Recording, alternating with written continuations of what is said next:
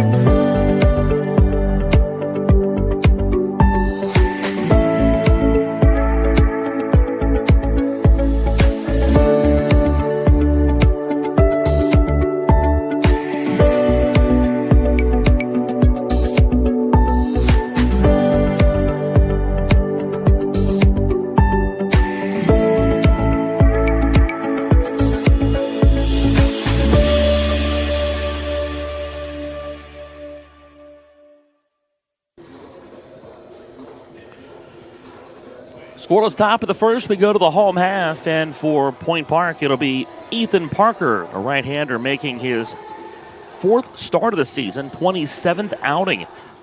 Leads the team in appearances. He's thrown 62 innings, given up 64 hits, 32 runs, 30 of those earned, 53 strikeouts, and 27 walks. So face this Glenville State batting order. Jacob Meadows, the center fielder, leads off, followed by Adam Bright, the shortstop, and Zach Laurie, the DH.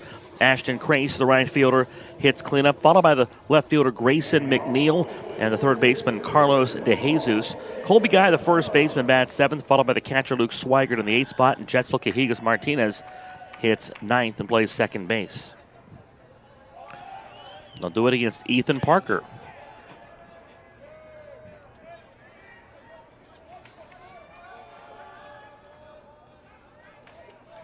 The wind in Parker's first pitch.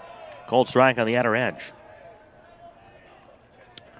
Parker, 6-foot junior out of Pittsburgh, PA.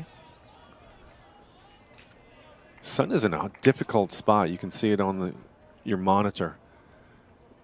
Kind of right into the right fielder's eyes. You can see the first baseman put in already the glove up to the eyes just to be able to see the batter. The pitcher as well. And that last game ended. We had a very quick turnaround between games. The last game ended at 6:41. I thought they may give Point Park a little bit more time to regroup between games. The pitch to Meadows on 0-2 is outside. But another reason, and I don't know if anybody thought about this, if you give him just a few more minutes, that allows that shadow to go a little further and helps the pitcher, I would think. The pitcher squinting in, gets the sign and deals. It's outside for a ball, 2-2. Flip side, at least maybe for another half inning, maybe a full inning, the shadow line from the top of the building is right in front of the mound, really. So you're going from light into dark, and that's advantage for the pitcher, disadvantage for the hitter. So the pitcher struggling to see the target, the hitter is struggling to see the ball. So really, we're both kind of fighting different battles here.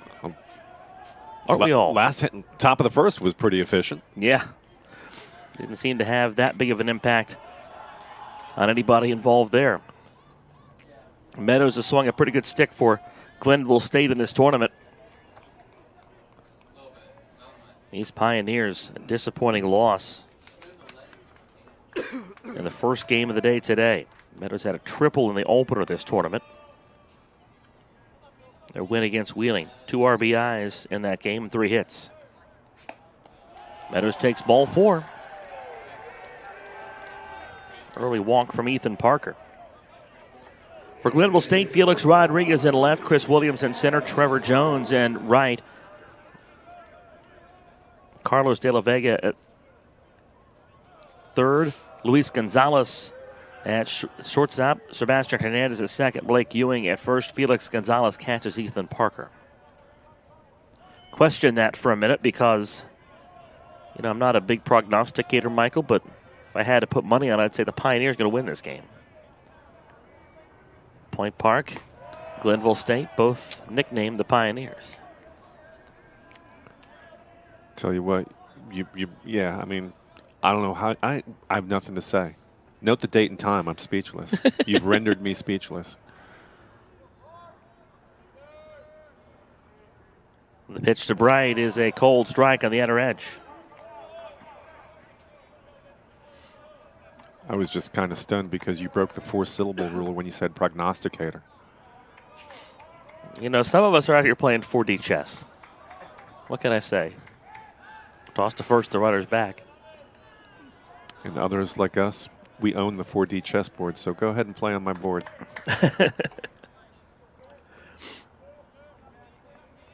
Adam Bright at the plate, and it is outside. 2 strikes on the Glenville State shortstop. Takes upstairs, check swing. Did it go? No. Little high on that pitch. Not much. Bright able to pull it back in time. They had some time to grab some grub between games. Butch Mounts grilled some chicken. It's some nice chicken sandwiches. Solid chicken. Mr. Mounts, a grill master, upstairs for a ball. The grilled chicken sandwich, I think, is an underrated sandwich. You can do so much with it. It's seasoned well. You can eat it on its own, or you can add sauces. It's a blank canvas for your palate. Listeners, if you could see the drool right now on the scorebook in front of Eric Little, you'd be amazed. The 2-2, a call, third strike on the outside corner. Bright goes down looking for the first out of this inning. 1 away.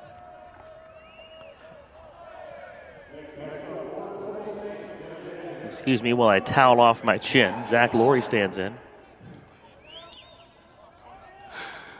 Laurie singled home a couple different runs at crucial spots of game 1 for Glenville State. Laurie, a graduate student from Peterborough, Ontario. Played some college ball at St. John's University. Taken high for a ball.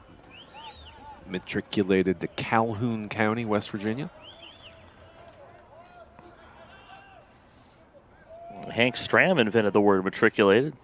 Super Bowl 4. Keep matriculating the ball down the field, boys. Toss to first, runner's back. My high school had a cheer. Progress, matriculate down the field. Ooh. Runner goes, pitch foul to the screen. 1-1. Laurie single in the first inning of game 1. Scored Adam Bright and put Glenville State on the board. An RBI single from Laurie in the 8th inning.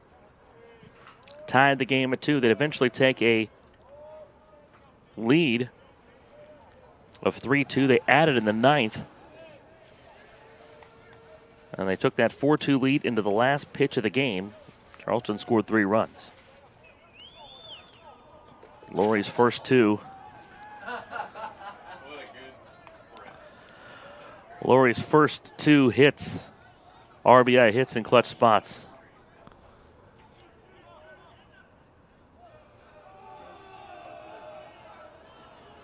Bluff to first. Yeah, Meadows very active over there at first base, trying to draw attention from Parker, and so far he's succeeding a little bit in Parker's head. Laurie drills the 1-1 foul to the third base concourse. Santa Withrow has left us some presents, Mr. Schultz. Drive-by Sammy's. Yeah. Which one did you get?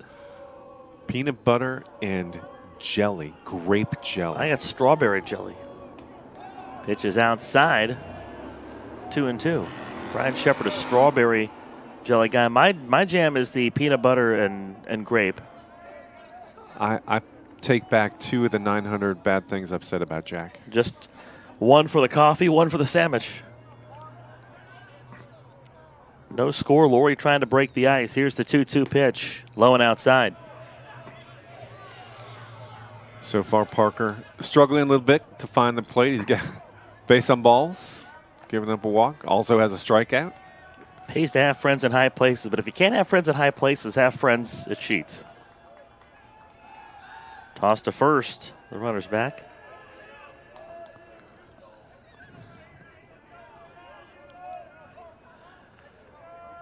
Three balls, 2 strikes. 1 away here in the bottom of the first inning. Runner goes. The pitch is up for a ball, and Laurie draws the walk. Second of the inning from Ethan Parker.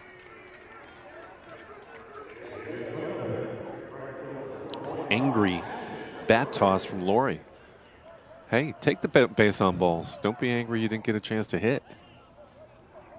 I think this Glenville State team is trying their hardest to forget about that first game and try to draw on some fresh energy. Be angry. Again, I really like them leaving the park entirely. Craze hits this the other way into right field for a base hit. Meadows to third, getting waved home all the way. Trevor Jones with a throw. It's up the line. And Craze with an RBI single on the first pitch to put Glenville State up 1-0 in the first inning. Good piece of hitting by Craze. Just went with the ball. Stroked it past the first baseman. And to your point, Eric, good energy in these at-bats from Glenville State. They've struck first in the top of the first. I'm sorry, in the bottom of the first. First hit of the game for Glenville State. 2 on for McNeil.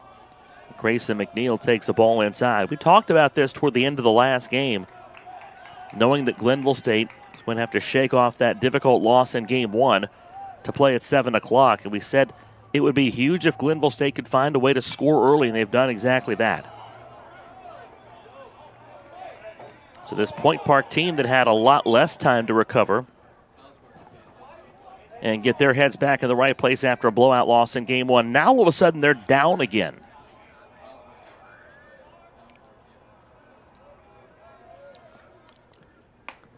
It's outside of McNeil. 1-1. So again, at some point, Point Park needed to reset, and maybe they did, but all of a sudden they're down again. Pickoff play goes awry. The throw's it to center field. Backed up by Chris Williams. Nobody goes anywhere.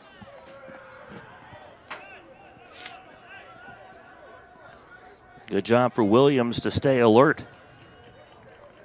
Call that a tempest in a teapot. Errant throw from the pitcher. Laurie could not advance, so no harm, no foul. 2 balls and a strike. McNeil ready. Up and in. He chases. 2-2. McNeil's eyes got big on that high fastball. Clocked at 87. I think every hitter would tell you that's why that's a difficult pitch. It just kind of comes up and looks about like a beach ball.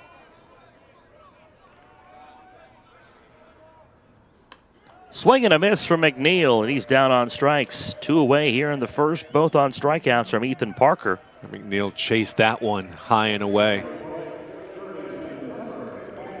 Carlos De Jesus.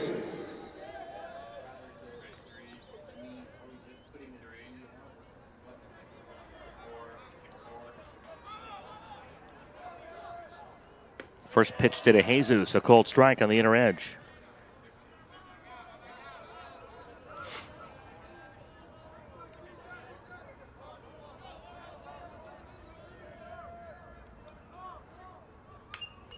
Sliced foul.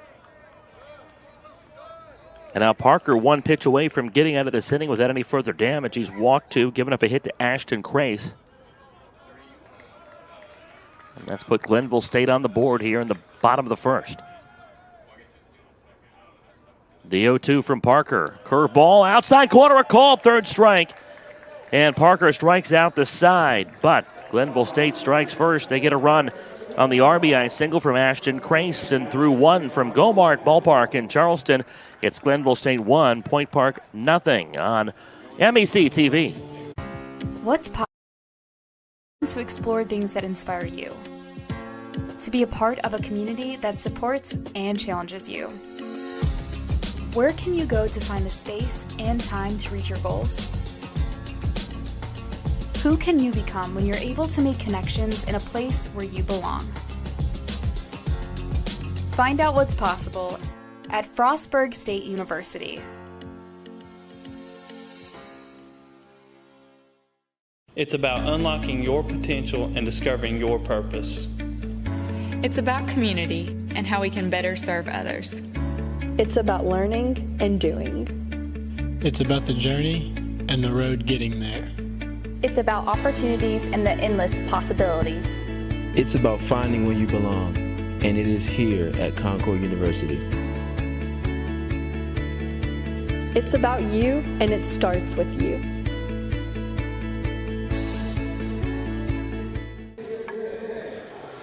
Underway in an elimination game as we go to the second inning. No score.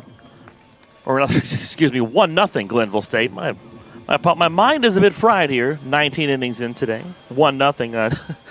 Forget what I just watched, right? 1-0 on the RBI single from Ashton Crace. Wish I could take that back. Blake Ewing leads off.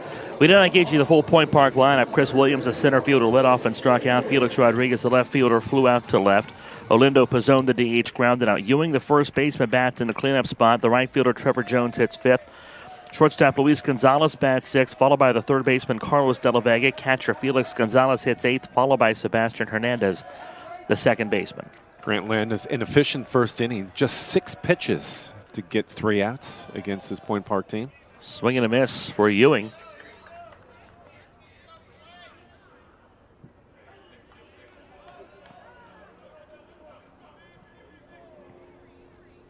Nothing in one.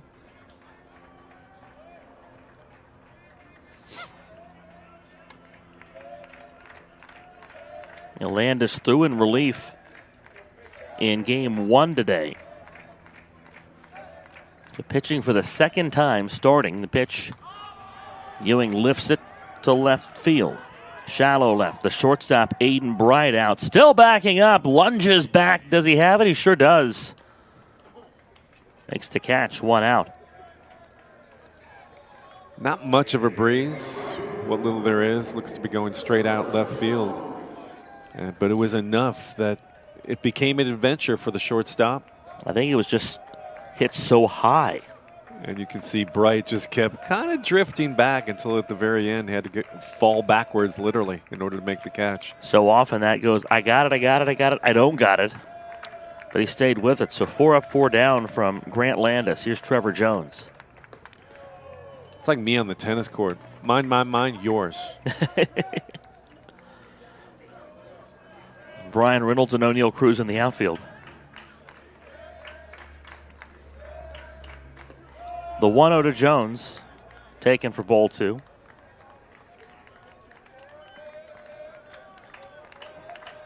Landis actually finished Glenville State's 14-7 win against Wheeling on Tuesday. So he's now pitched all 3 games in this tournament, or on Wednesday rather. He's now pitched all 3 games in this tournament, 2 out of the bullpen, and now he's starting this 3rd game. Meanwhile, at the plate, Trevor Jones, 2 of 3 earlier today. 3 RBIs and a run scored. Takes a strike on a 3-0 pitch. Landis threw 57 pitches on Wednesday. Not that many to finish up or in relief today. The 3-1 high. Ball 4. So Jones walks on 5 pitches. Here's Luis Gonzalez. I feel like we're conditioned a bit by the big league level to look at things like pitch count and days of rest between, but really to this point of their careers, I mean, high schools have stringent rules about how many pitches you can throw, but you get the travel ball, the rules are a bit different, I think. Pitchers are used a bit differently at some of those levels. Swing and a miss for Gonzalez for a strike. And even in high school, if you keep your pitch count at a certain point, it's not out of the realm, it's not out of the ordinary to pitch both ends in a doubleheader in the same day. Obviously not complete games, but you're right. You can, if you can be efficient with your pitches, you can pitch a lot of innings. What I'm trying to make is, it may feel more like uncharted waters for us to watch what Landis is doing than it is for Landis to do it himself. The other thing, to be 22 years old again. Also true. Just bounce back a whole lot better. That's true. And faster.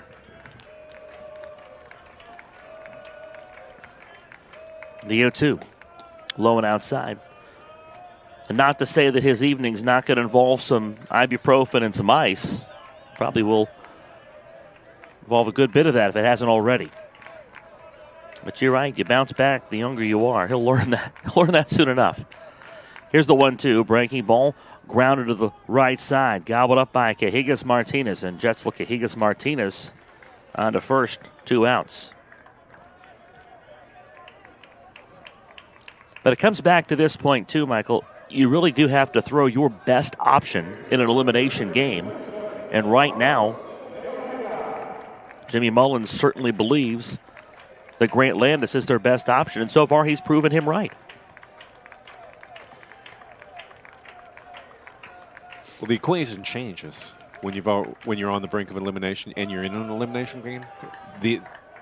Everything changes. Decision-making changes when it comes to the pitching staff. Then it's truly, we just need to get by today. We will worry about tomorrow. That's a good problem to have if you have to worry about it. The 1-0 to De La Vega popped out of play. On one hand, there's how you'd like to use your pitchers.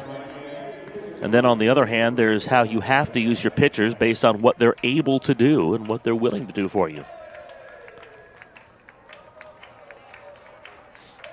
Veteran head coach Mullins knows exactly what he can ask out of Landis. The pitch, curveball down and in, swing and a miss. We talked last game a bunch about just being able to soak up innings, having those guys to soak up innings. Well, this kind of utility from Landis, give you an inning there, being able to spot start, absolutely invaluable. 2 outs, the 1-2, swing and a miss. Strikeout number 2 for Landis. And De La Vega's the third out of the inning. And so far, Landis has thrown 2 scoreless, hitless innings. We go to the bottom of the second. It's 1-0 Glenville State on MEC TV. Tomorrow's innovators, teachers, caregivers, researchers, leaders, and creators all have one thing in common. They started out just like you. At West Liberty University, you are the focus. This is a place where you will gain the skills, knowledge, and confidence to change your life and the world around you. It all starts here, with you. Visit westliberty.edu to start your journey. It's all here at West Liberty University. Glenville State University offers cutting-edge programs, small class sizes, and dedicated faculty providing students with a personalized experience focused on their success. With the lowest tuition in the Mountain State, every student has the opportunity to achieve their goals. At Glenville State University, you'll find a community that supports, challenges, and inspires you every step of the way.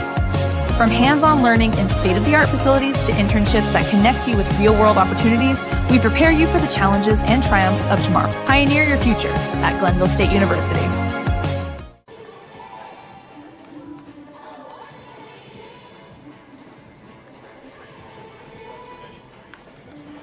We go to the bottom of the second inning. A 1-0 Glenville State advantage on Point Park. Ashton Crace's RBI single in the first. The only run of the ball game thus far. Glenville State grabs the early lead after a heartbreaker of a loss in game one. They lost 5-4 to the University of Charleston. Point Park routed in a game that concluded about an hour ago. 14-8 the score there. They fell to Frostburg State, who moves on to tomorrow.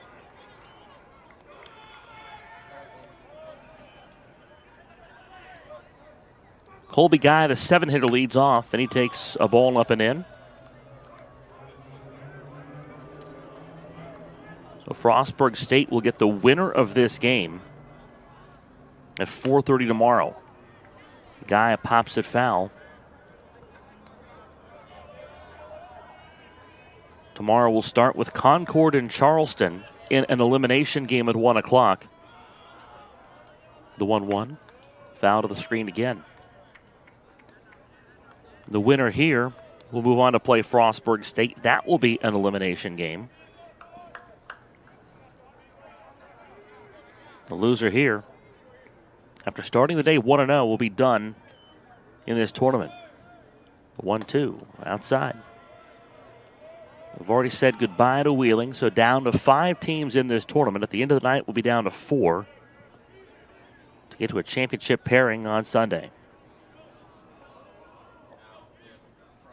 2-2, high 3-2.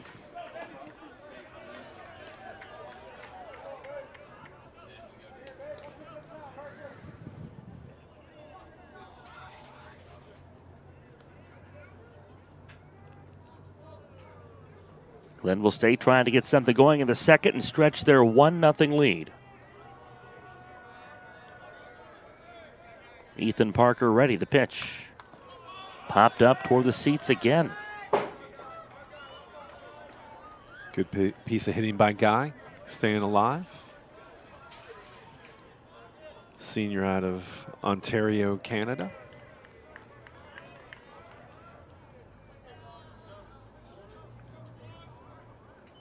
The 3-2 pitch. Ball 4 upstairs. Third walk of the outing from Ethan Parker. And Guy becomes the second leadoff man in as many innings to reach for Glenville State. So again, deep in day 3 of this tournament, we still have 5 of the 6 teams we started with. But they will fall away pretty quickly from here on out. Luke Swigert stands in. Swigert drills the first pitch toward the left field corner. That's fair. It short hops the fence and stays in play. Guy to third base. They hold him there on a double for Luke Swigert. And Glenville State in business with runners at second and third to lead off this second inning. Swigert wasted no time. Saw a pitch he liked, just pulled it down the left field line. And Glenville State absolutely has something going. 2 on, no out here in the bottom of the second.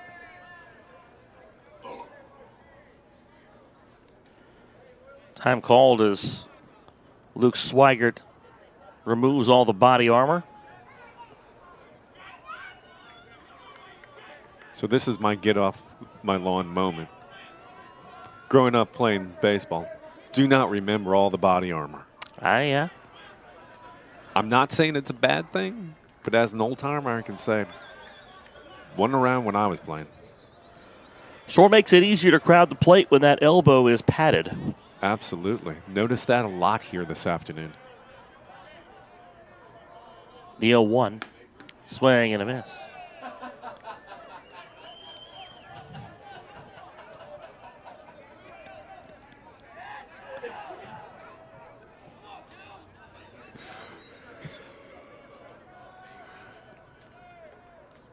Two strikes on Cajigas Martinez, just off the plate.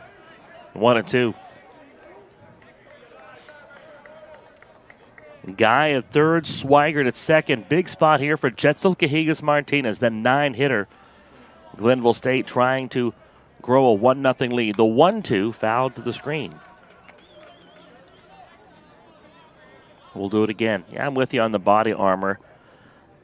We have these new technologies, these lighter plastics and lighter or more durable foam, but at the same time, I really feel like enough's enough at some point.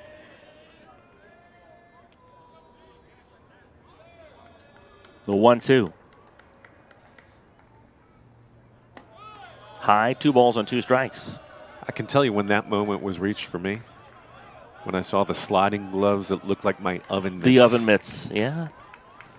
A lot of people, I think that's where they got on board the too much body armor train. The 2-2. Swing and a miss. Cajigas Martinez down on strikes. All 4 outs retired by Ethan Parker are strikeouts. 1 gone here in the second inning. Back to the top of the order, and Jacob Meadows.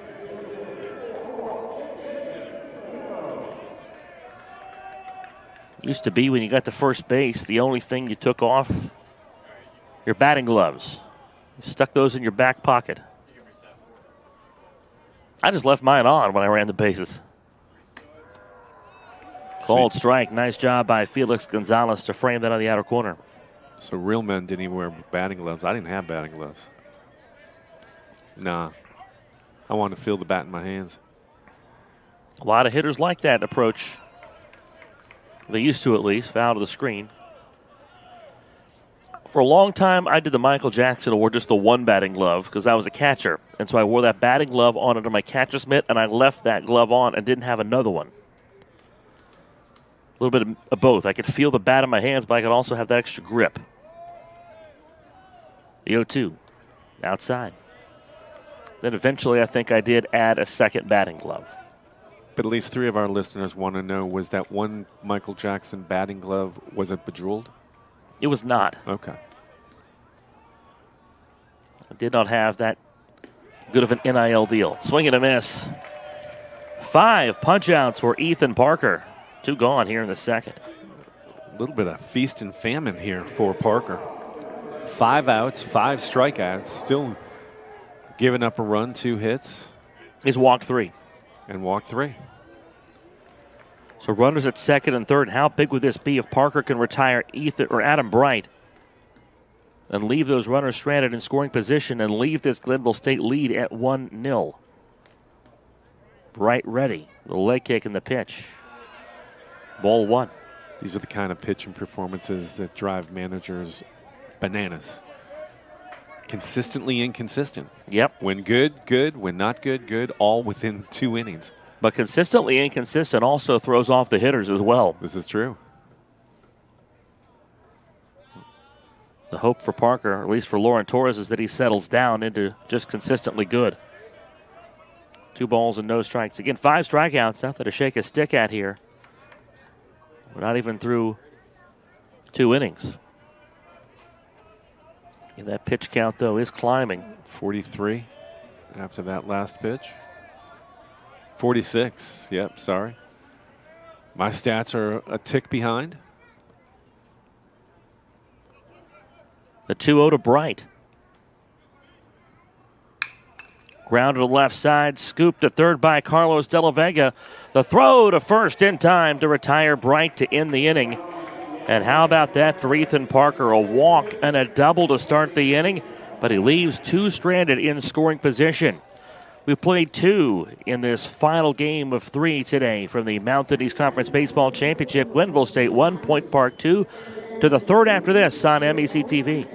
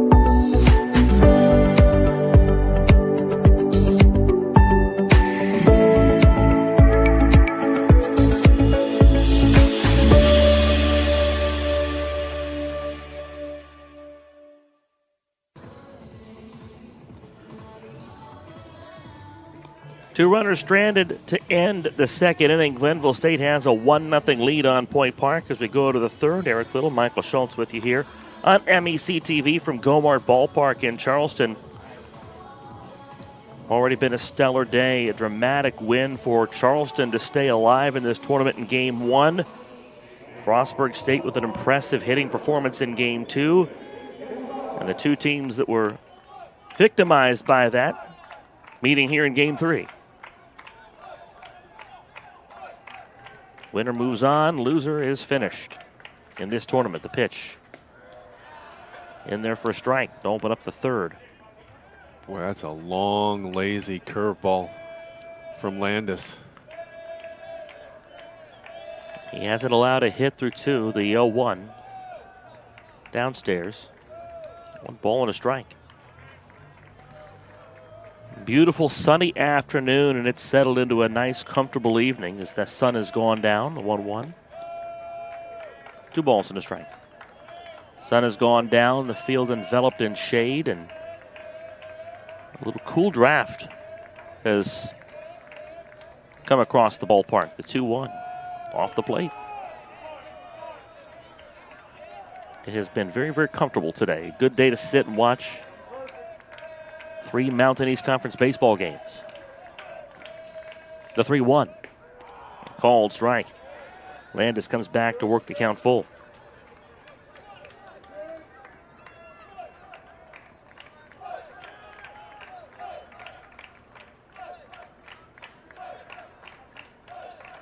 Landis ready, so's Gonzalez. The 3-2, swing and a miss. Tag applied by Swigert to complete the strikeout. Number 3 for Landis. One away in the third. Gonzalez really chased a bad pitch in the dirt. Nice job by Swigert. Swallowed up, got the tag.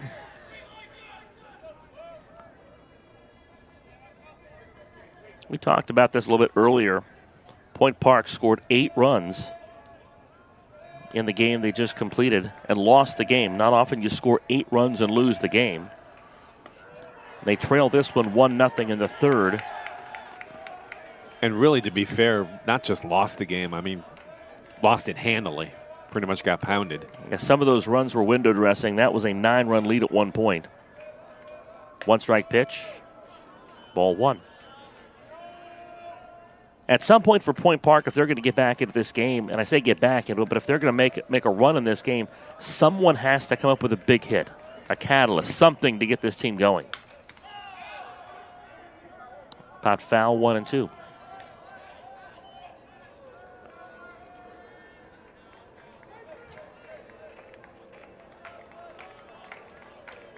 Top part of the order has done it for the Point Park Pioneers in this tournament. The 1-2. Rope to the right side. First hit of the ball game.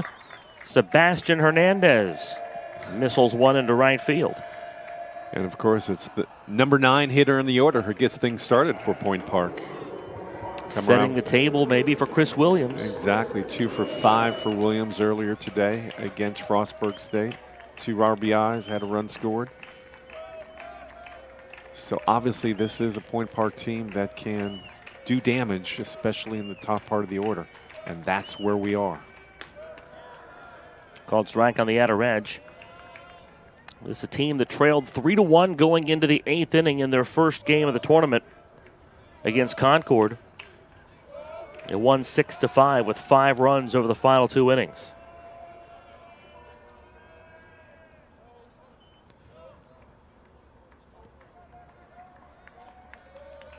So they are not averse to battle.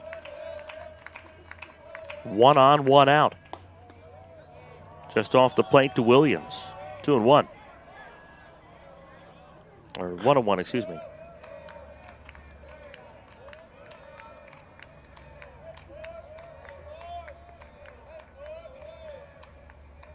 Swing and a miss from Williams on 1-1. Good breaking pitch. Williams out in front of that. Ended up outside the strike zone. Hernandez without a stolen base this season. Toss over anyway.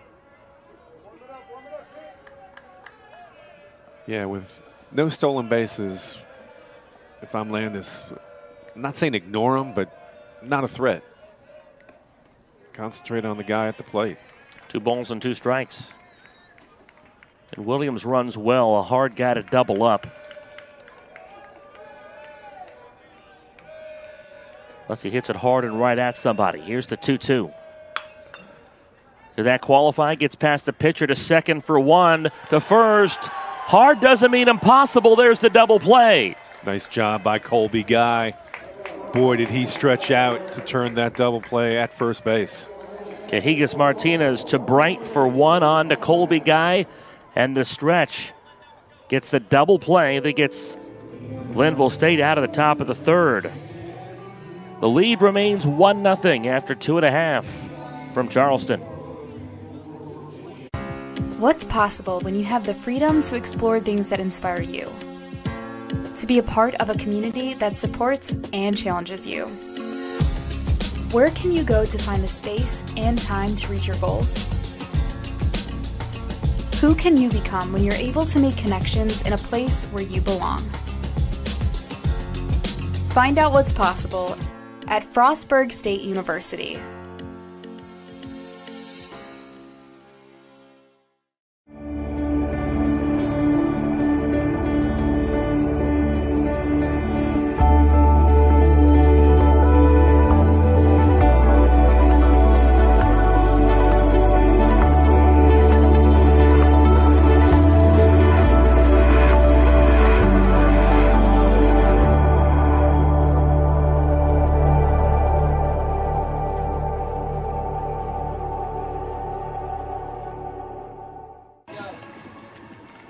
Home half of the third, Glenville State carries a 1-0 advantage into the frame, the middle 3-4-5 against Ethan Parker. He's allowed a run on 2 hits, 3 walks, and 5 strikeouts. Pretty good work from Ethan Parker as Zach Laurie, Ashton Crace, and Grayson McNeil, the scheduled hitters for Glenville State. Lights on and in full effect on this Friday evening. Thank you for spending part of your weekend with us. The pitch taken for ball 1.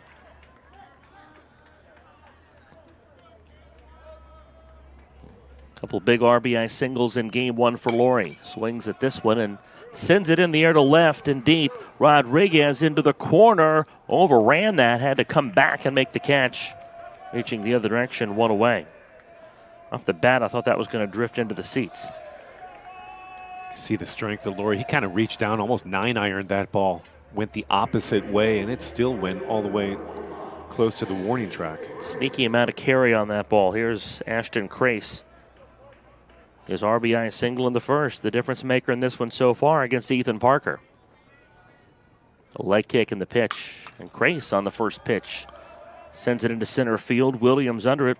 2 outs. Both of these head coaches, I think Michael would really like to see their respective pitchers just eliminate innings and get this game into about the 6th or 7th inning and keep it at a close game to that point.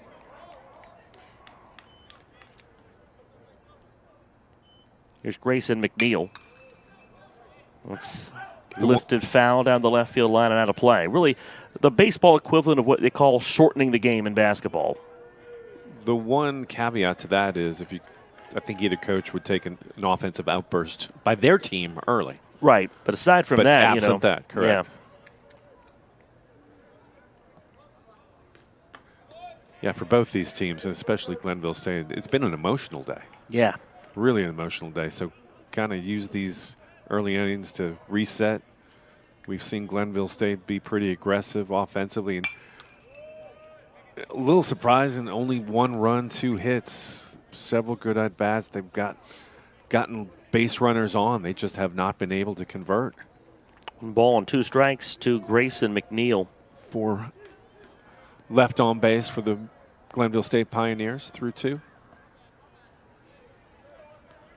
2 down, the 1-2 pitch. A called third strike on Grayson McNeil. And for the first time tonight, Glenville State retired in order here in the 3rd inning. Strikeout number 6 from Ethan Parker. Let's go to the 4th. It's 1-0 Glenville State. This is the Mountain East Conference Baseball Championship presented by the Health Plan.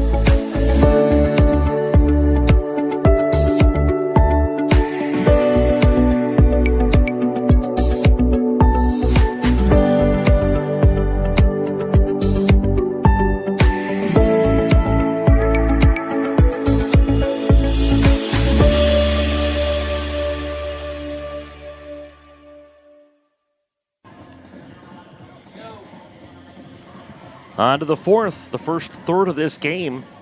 A rather pedestrian ball game. Just 3 hits and a run combined between these teams. Ashton Crace's RBI single, the only run for Glenville State, the only one of the game. They lead at 1-0. Felix Rodriguez leads off for Point Park against Grant Landis. Landis has only faced one over the minimum. He's faced 10 batters thanks to the 1-4-6-3 double play to end the last at-bat for Point Park.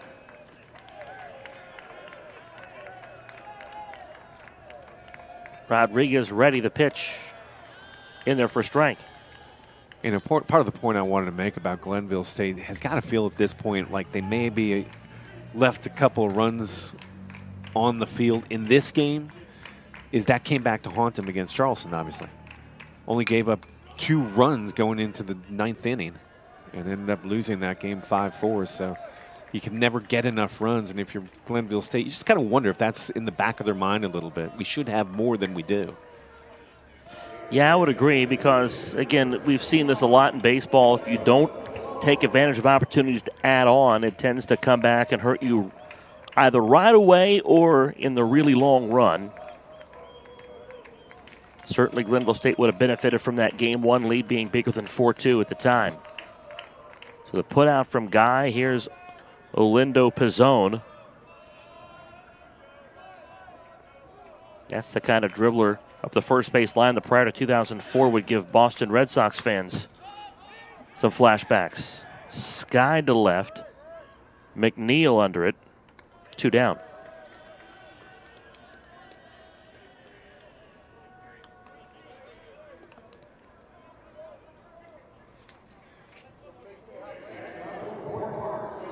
The only hit for Point Park in Game 1, or this game, belongs to Sebastian Hernandez, the 9-hitter.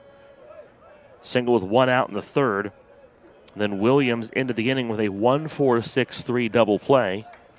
Deflected off the pitcher Landis to Cajigas Martinez to Bright to Guy. First pitch swinging, Ewing rolls it to second base. Cajigas Martinez on to first. And how about this? 4 in a row put away by Grant Landis. 4 scoreless innings of 1 hit ball with a walk and 2 strikeouts, just what the doctor ordered for these Glenville State Pioneers, and he's kept his pitch count low as well. To the home half of the fourth, 1-0 Glenville State on MEC TV.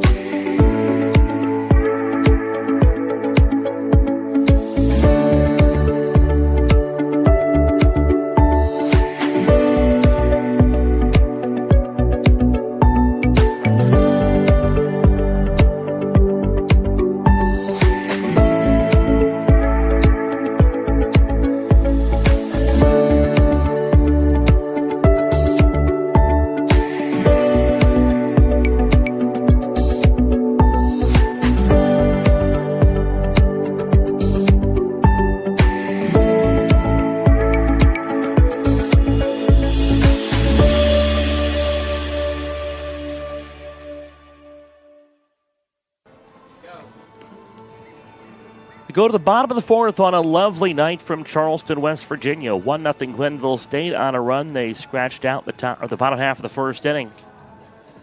Pitchers duel between Ethan Parker and Grant Landis. Parker for Point Park has surrendered just the 1 run on 2 hits, 3 walks. He has struck out 6. And Landis has allowed just 1 hit. He's walked 1 and struck out 3. There's a Bill Buckner for you on line 3, Eric. Wants a word? You caught that reference on the roller a moment ago. I did. I was just waiting for the phone call. Ball outside to Carlos De Jesus.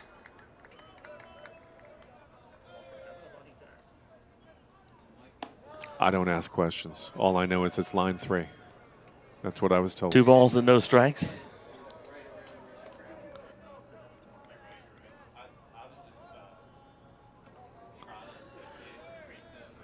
Parker ready to pitch. Up and in, and it hits DeJesus.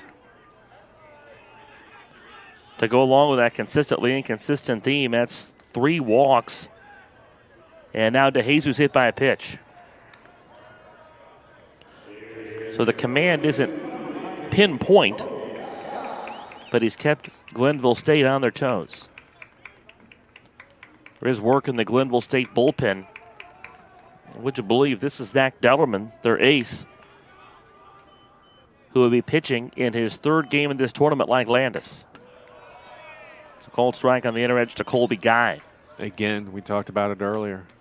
There is no tomorrow if you lose this game. So you empty it, everything you got to win this game. And then if you got to figure out tomorrow, it's a good problem to have. That's a problem for about 10:15 p.m. tonight. And only for the coaching staff. Toss to first, the runner's back.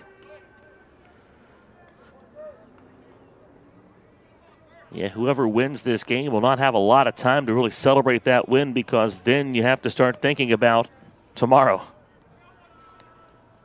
4:30 first pitch for whoever comes out of this. The 1-1. Ball 2. Ooh. Good pitch. That's a diplomatic way to put it. I try to be fair. The 2-1. Guy sends it to the concourse. 2-2. It took 3 business days to land. That was a high towering fly.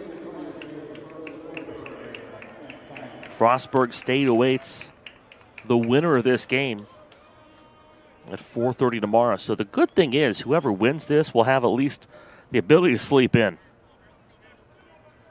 They will have earned it. The 2-2. Swing and a miss. Guy down on strikes. 7 strikeouts for Parker. 1 gone in the 4th. Yeah, we talked a little bit about the physical fatigue of this because, again, I don't really know what's more difficult. Glenville State to ramp it up for a noon game, a highly emotional game, then to kind of calm down and then to have to ramp it back up again. Or Point Park, who's been playing baseball since 3:30 today. Dribbled foul by Luke Swigert. But the mental fatigue, that is a huge factor too. I mean, these are intense games in a tournament. So a recharge needed for both of these teams once we're done today. 0-1, bounce past the pitcher. Shortstop Gonzalez up with it, throws him in front of the bag. His only play is first. A good split by Ewing. Second out recorded. Swigert bounces out, 2 away. Thought it was a little lackadaisical on the part of Luis Gonzalez. Didn't exactly charge that slow roller, but he has a rocket of an arm, and he was able to beat the runner by about a half a step.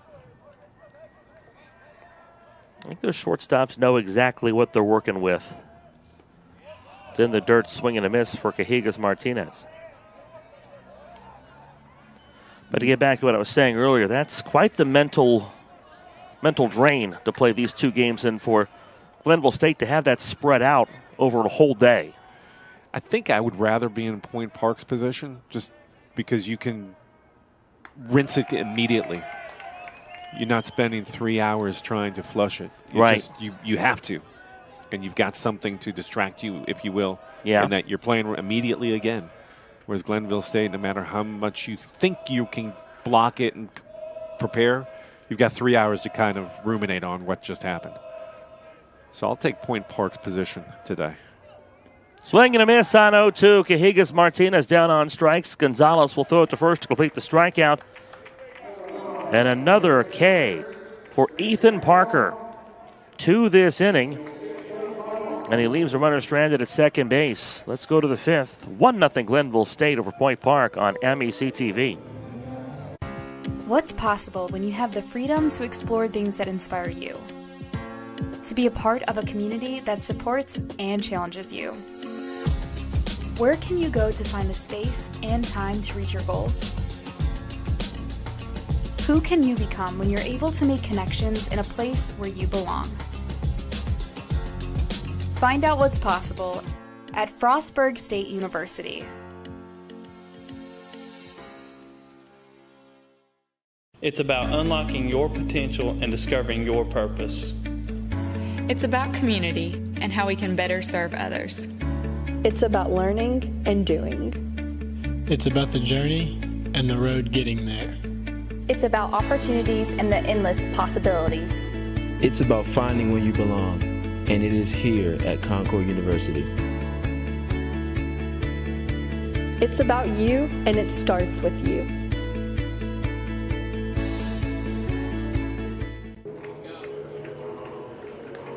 Glenville State goes back to the race as we go to the fifth inning. It's a 1-0 lead for Glenville State. They got 4 scoreless innings, a one-hit ball from Grant Landis. He walked 1 and struck out 3. And Landis looking for a pitch count here.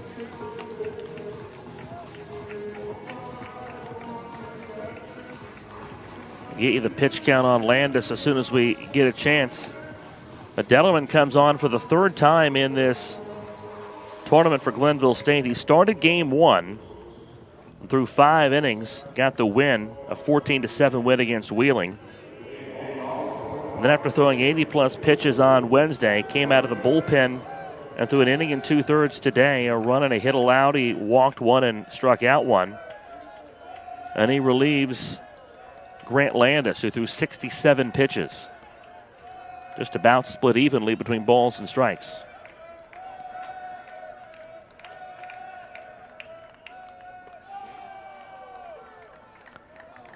And Dellerman deals low for ball 1. So the pitch count 6-7 for Landis. Actually, those are Parker's numbers, my bad. Landis had 40 pitches. What a great job, by the way, Landis. 4 innings. Shutout ball, 1 hit, 40 pitches, super efficient. 42 pitches, we're told, for Grant Landis. So 42 bullets in Landis's holster. And Dellerman on. 2 balls and a strike to Trevor Jones. Dellerman, a senior from Mainville, Ohio. 2-1, a cold strike on the inner edge.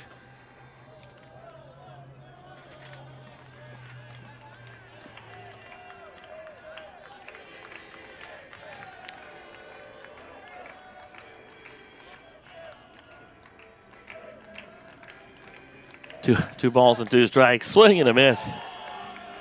And Jones down swinging. So Dellerman strikes out the first guy he faces. Here's Luis Gonzalez.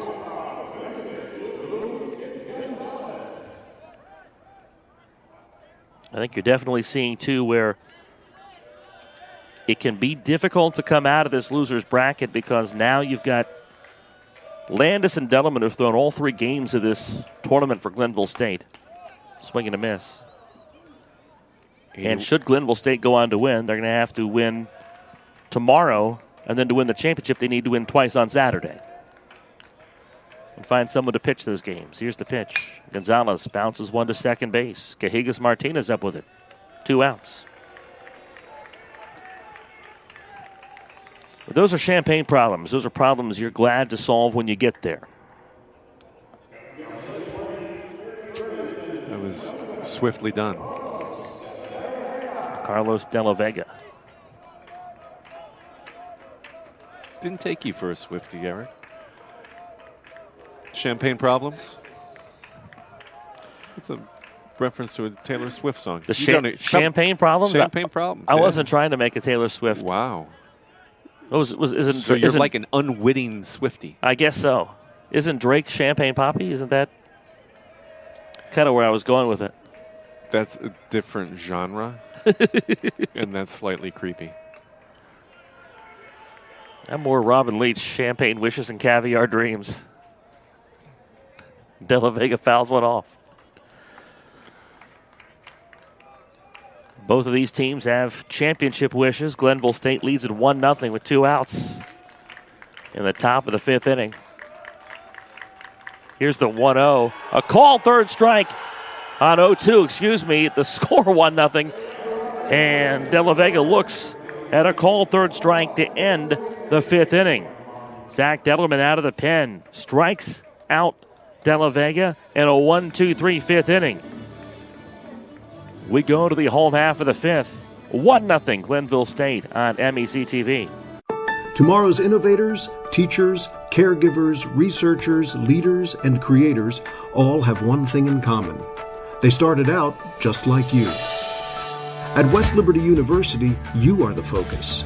This is a place where you will gain the skills, knowledge, and confidence to change your life and the world around you. It all starts here, with you. Visit westliberty.edu to start your journey. It's all here at West Liberty University. Glenville State University offers cutting-edge programs, small class sizes, and dedicated faculty providing students with a personalized experience focused on their success. With the lowest tuition in the Mountain State, every student has the opportunity to achieve their goals. At Glenville State University, you'll find a community that supports, challenges, and inspires you every step of the way. From hands-on learning in state-of-the-art facilities to internships that connect you with real-world opportunities, we prepare you for the challenges and triumphs of tomorrow. Pioneer your future at Glenville State University. Halfway home in this elimination game, both of these teams lost today and trying to prove they can do it with a broken heart. 1-0 Glenville State. Top of the order up. Jacob Meadows, Adam Bright, and Zach Laurie against Ethan Parker, who has been really strong, if a little bit ineffective at times as far as command goes. He's walked 3 and hit a batter, but he's given up just 2 hits. And the strikeout totals have been good as well. 8 strikeouts for Ethan Parker.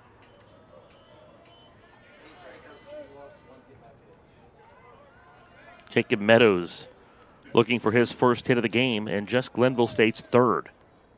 Squares to bunt, pulls back, takes the ball. I'm surprised we haven't seen more bunting in this game, as offensively challenged as these teams have been early on. That, and I hear from you, it's a good bunting league, so. It's true. People are saying. That's what they're saying. People are saying it.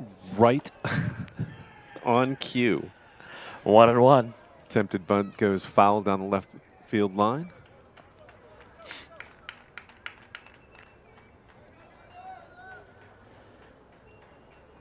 I think as these innings are starting to click off, both of these teams had kind of a nice lull. Their starting pitchers were able to get them deeper into the games, and now I think you're starting to see some of that intensity ramp up as it's a close game, season on the line. Time beginning to run out. The 1-2 low and outside.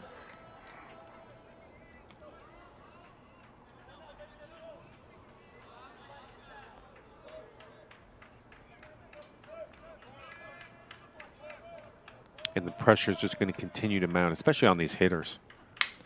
Meadows reaches out on a curveball, grounds it to short. Gonzalez to first. A one-step put out.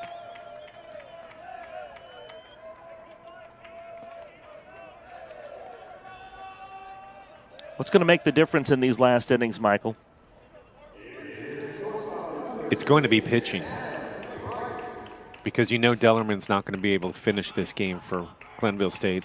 You know Ethan Parker, who is in the 70s now in pitch count, he's not going to be able to pitch all 9. It's going to be relief pitching. Who's going to come in and be sharp? Bright takes the ball up and in. I think that's a very, very salient point. Again, Dellerman having pitched all 3 games of this kind of makes you wonder why, if you're Point Park, your approach isn't to take some pitches, try to run up pitch count. Exactly. Lengthen the at-bats, lengthen the innings for Dellerman, get him out as quickly as possible, and make Glenville State go deeper into the staff. Really, Glenville State could do the same for Parker. We're in the bottom of the 5th, 71 pitches for Ethan Parker, the 2-0. Called strike 1 on the inner half. And Parker, just in a roundabout way, is having a good outing. It's a bit of a double-edged sword because we talked about this earlier, liking how aggressive some of these teams are, going for first pitches, but strike 2 here. There does come a point where I think you need to value working the count a little bit and running that pitch count up, and I think we were at that point for both of these teams. The 2-2 to Bright. just outside. And it's a nuance. It's easy to sit up here and say this, but there's a nuance between when to be aggressive at the plate and when to be patient and work the count. Situational baseball. Here's the 3-2. Skips away from Gonzalez, and Bright draws the 4th walk of the outing from Ethan Parker. Glenville State's had runners on in every inning but the 3rd in this ball game, so the opportunities have been there to add more. Zach Laurie walked in the 1st. The Ashton Crace RBI single in the 1st stands as the only run of this game.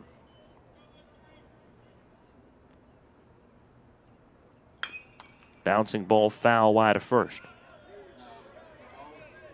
High fastball. Laurie turned on that quickly. Too quickly. So hard to lay off that high heat.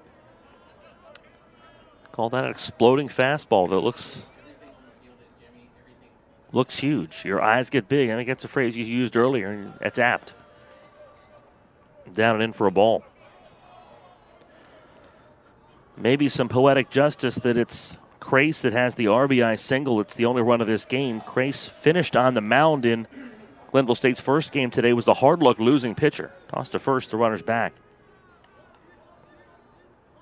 Had 2 outs in the inning when a double scored 2, and then the error on the relay brought home the last run. Here's the 1-1. Runner goes, foul to the screen. Adam Bright will trot back to first.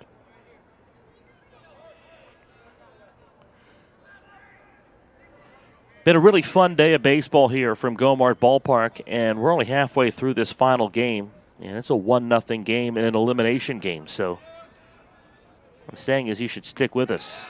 The 1-2 just off the plate. 2 balls and 2 strikes. Stick with us because this is going to end in a very, very fun fashion. I'm not sure how it's going to end yet, but it will not be dull. Season on the line for these teams. The 2-2. Just outside. Again, Parker doesn't miss by much with either of those. Especially for the one before that. You could hear from the dugout for Point Park. Thought that there was a punch out.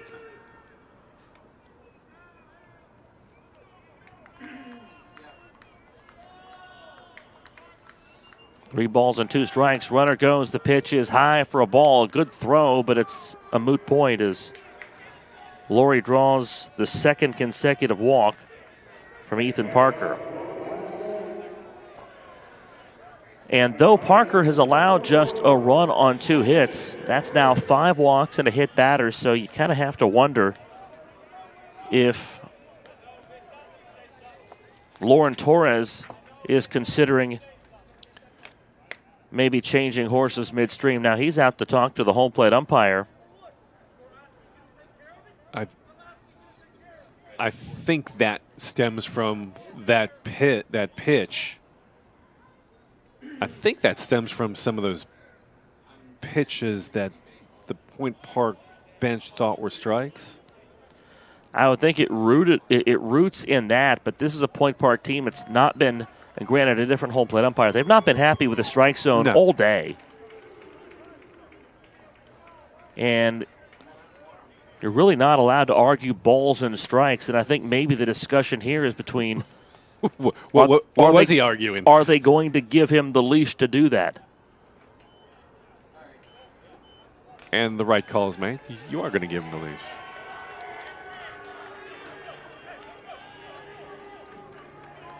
Torres also maybe trying to light a fire under his team with Glenville State. Absolutely.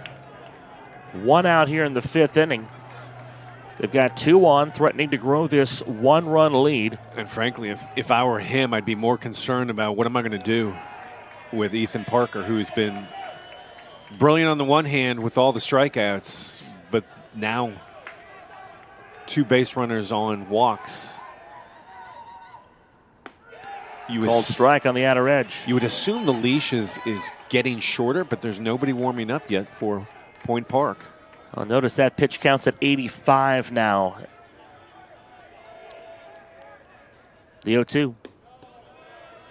Down, 1 ball, 2 strikes. I think, again, this is another thing we've talked about at some point today. There is what you'd like to do with your team, how you'd like to use your players, and then how you can use your players in certain situations. Stretching Ethan Parker to his limits. The 1-2 bounced left side, a foul ball. Yeah, 8 strikeouts for Parker, 5 bases on balls, 1 hit by pitch. But there comes a point where you just can't let him keep walking people. Correct. In a 1-run ball game. And you can't allow a situation to get to the point where perhaps Glenville State can put a bunch of runs on the board. But if you're Lauren Torres, you probably have the thought, too, if this is my best available guy. That one shot up the middle. Diving play at second. Hernandez up with it. Steps on the bag. Gets the force play. 2 outs. Wow. Absolutely. Wow. What a great play by Sebastian Hernandez. That ball had base hit written all over it. Parker had to avoid it, but perfectly positioned. You can see this. Hernandez is way over towards the left field side, and he's able to get that and then had the wherewithal to step on the bag. The luckiest guy of all is perhaps Ethan Parker. That ball was targeted for him. He got out of the way of the comebacker, but Hernandez did well to get it out. So a mound visit here from Point Park's pitching coach. Maybe to let the whole situation simmer down a little bit in the dugout. Nick Beardsley out to have a word with his entire infield. Pitcher Parker and catcher Gonzalez.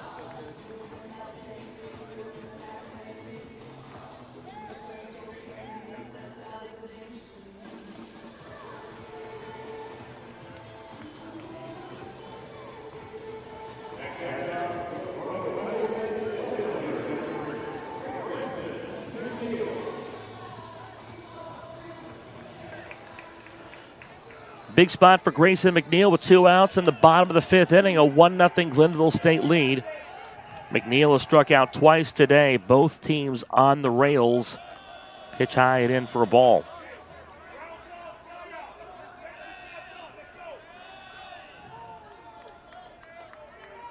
Eric, I really feel like this is our first big moment in this game. Seems like it.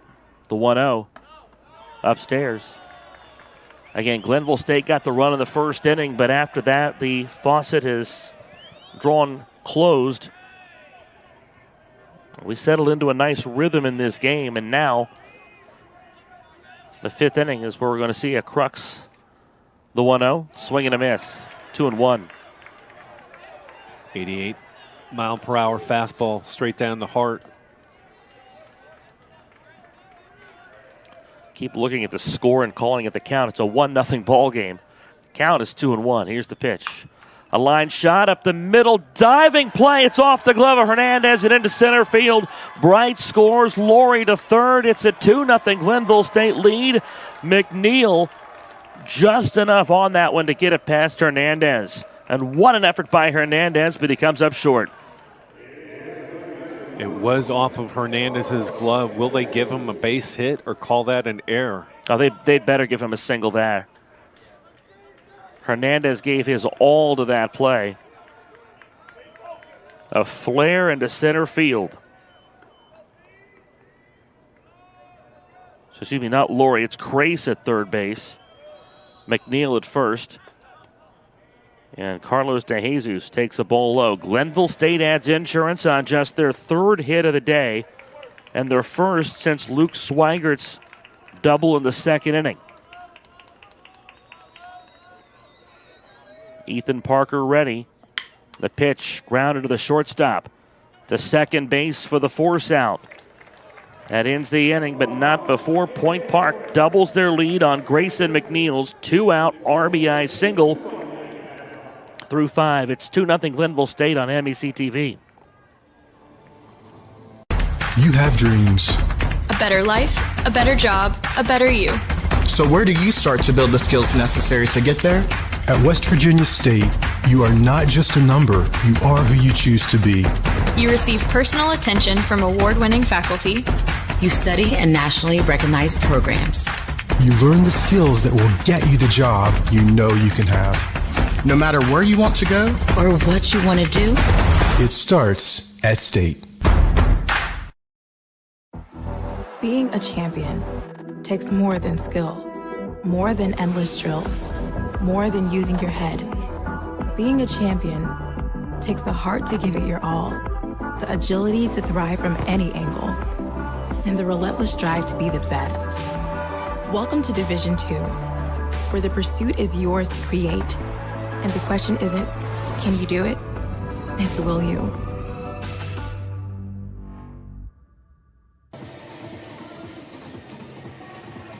We go to the 6th inning. It's a 2-0 Glenville State lead.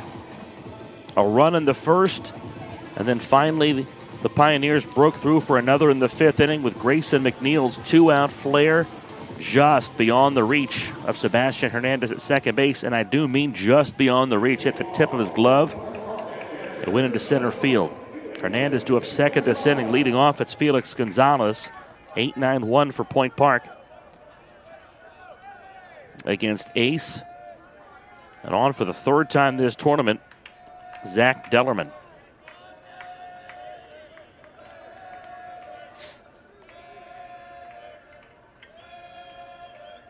Swing and a miss on Dellerman's first offering.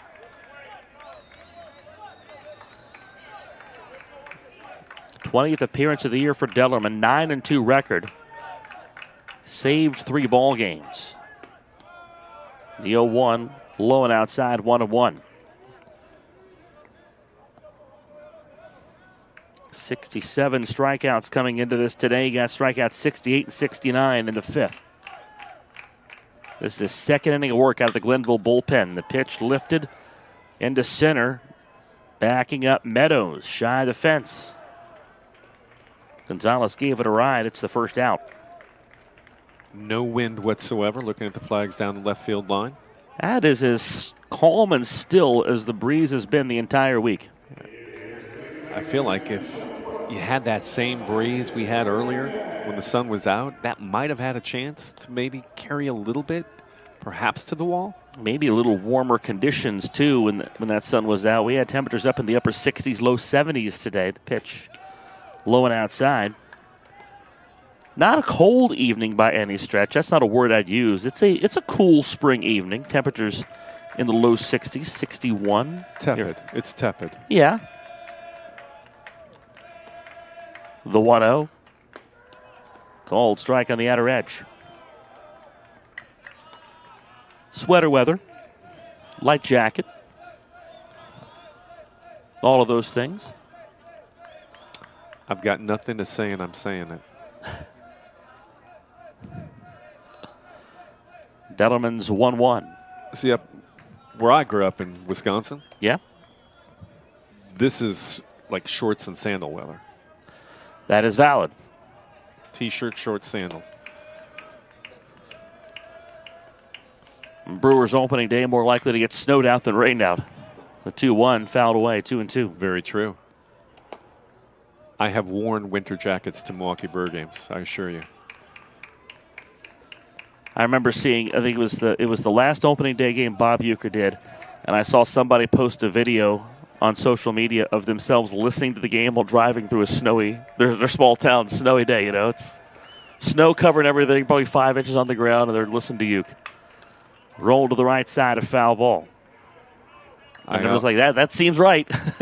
I always counted myself extremely lucky that I grew up and going into my adulthood listening to Bird games with Bob Uecker doing the call. I mean, just blessed to hear that. Just an iconic voice. Here's the 2-2. Swing and a miss. Hernandez, the third strikeout victim of Zach Dellerman since he's come on a relief, and he's retired all 5 he's faced out of the Glenville State bullpen. Back to the top of the order, and Chris Williams. And then Milwaukee, you could pick up AM radio, WBBM out of Chicago, that carried at that time the Chicago Cubs. So you listen to Uecker, and then you listen to Harry Carey. 2 classics. Williams lifts this in the air to right field. Ashton Crace under it. Can't find it. Lost it in the lights. It falls in. Williams strolls into second base. Wow, Crace had his arms up. It looked like he was put his arms up to make the catch. That's what I thought for the longest time. And then for about a half second on the way down, I could tell the Crace just didn't know where the ball was. Scored a double. And this is the opening that Point Park needed. I think there's a such thing in baseball as saying someone played it into a double, played it into a triple, and should that catch have been made? Yes, but Crace played that into a double, just flat out lost it. And maybe that's some of that mental fatigue that we're talking about, having played 2 games today. Here's Felix Rodriguez. The pitch bounces in for a ball. Again, this Glenville State team has been playing baseball since 3:30 with a half-hour break between the 2 games. That's Point Park. Excuse me. Has been playing since 3:30. You're right. Well, then they started at noon today. That's a valid point. Hey, I've been working since noon as well. So eat your sandwich. Eat your sandwich. I have to eat the sandwich. That's a bowl outside. Either way, it's been a long day for Ashton Crace, and maybe the focus a little harder to hold. The other thing, I mean, frankly, these teams are not used to playing at night in this It's ballpark with the placement of the lights and everything that goes with that. The 2-0 upstairs. Glenville State's first game was practically a night game. It started at 4 o'clock at a gloomy day, and by the time it ended, it was pretty much under the lights. But yeah, their noon game, they're dealing with different issues. Then it was the sun. Now it's the lights to deal with. That's a lot to deal with in one day. Time called. It's a pitch clock issue. Is this against the hitter? It is. 3 balls and a strike. The third base umpire comes in and makes that call. No, that they would they adjust the count to 2-1. So that was on the hitter. 3-1. There we go. They had it wrong on the scoreboard. The umpire says, I thought that was a third finger. 3-1. Called strike 2 on the outside edge. So Dellerman comes back. Retires 5 in a row out of the pen. Gives up a double on a ball lost in the lights to right field. He can come back and bail out his right fielder, Ashton Crace. Or does Rodriguez get Point Park on the board here in the 6th inning? Runner at second, 2 outs. The 3-2 pitch. Rodriguez pops it up on the infield. Shortstop right backs up. Makes the catch in shallow left. And Dellerman has thrown 2 scoreless innings of 1-hit relief for Glenville State, and they maintain a 2-0 lead as we go to the bottom of the 6th on MAC TV. Davis and Elkins College continues leading the way, and we did not slow down, even during the global health crisis.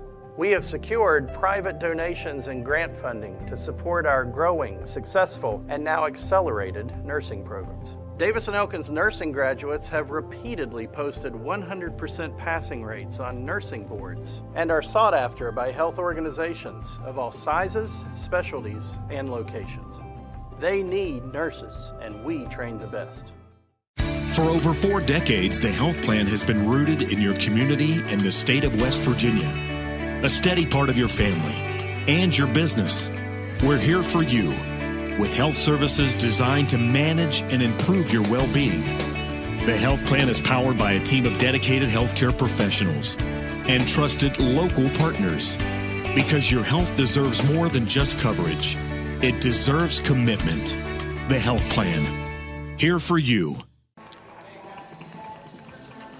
Fascinating ball game tonight from Gomart Ballpark. The season ends for the losing team. The winning team moves on to play Frostburg State at 4:30 tomorrow. 2-0 Glenville State. They added to the lead in the bottom of the 5th with an RBI single from Grayson McNeil, just off the glove of Sebastian Hernandez. Ethan Parker on the bump to face the bottom third of this Glenville order. Colby Guy leads off. First pitch from Parker. Curveball in there for a strike. Big sweeping curve from the right-hander. Froze Colby Guy in the spot. Guy lifts this down the line in right, but well foul. believe that ball went into the Abruzzi's Italian restaurant down there, down the right field line, right near the entrance to the Gomard ballpark. The 0-2 high. Guy dropped one in the Tetrazzini. As long as it was not in the Pinot Grigio. Ooh, not a drop to be wasted. Time call.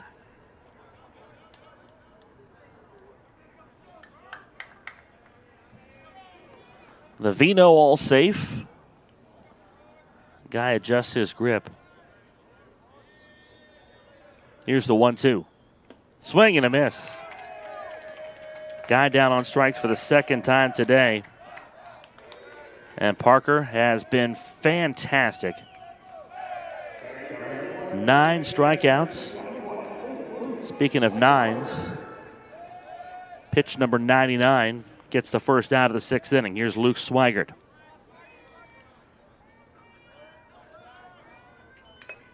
Foul ball off the umpire's face mask, I believe. Or did that hit the catcher's mask? His came off. Either way, it hurt somebody. Swigert 1 for 2, had a double in the 2nd inning. Pitch number 100 fouled off of Felix Gonzalez's mask. Nope.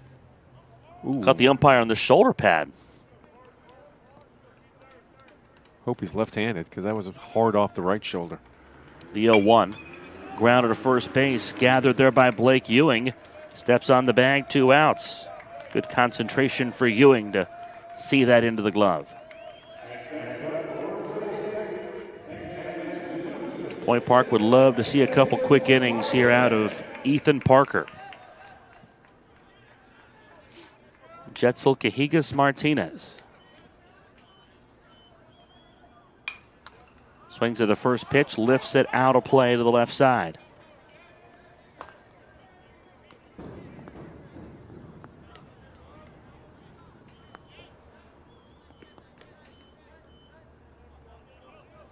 He has struck out twice today.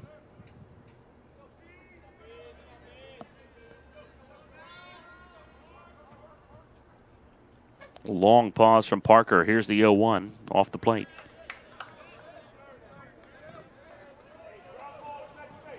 Point Park's got the heart of their order up in the 7th inning. They could maybe get a boost of momentum if this stays at a 2-0 deficit. At that point, the 1-1 cranked foul wide of first base. Got all of that, but the off-speed pitch meant that he was out in front.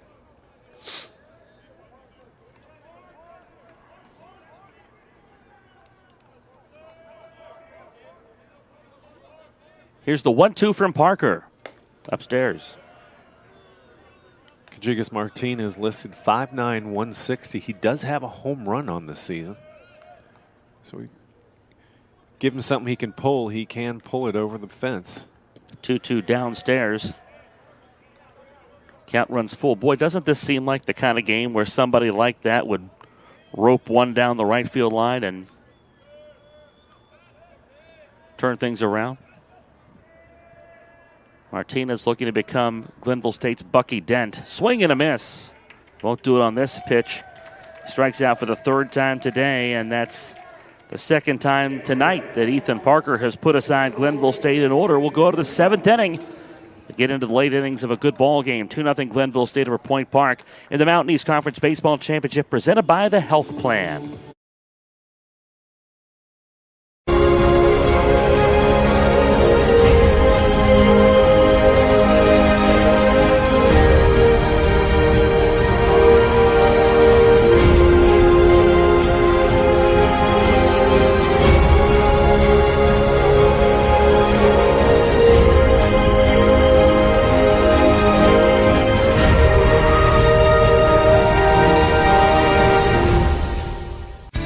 For 4 decades, the health plan has been rooted in your community and the state of West Virginia. A steady part of your family and your business.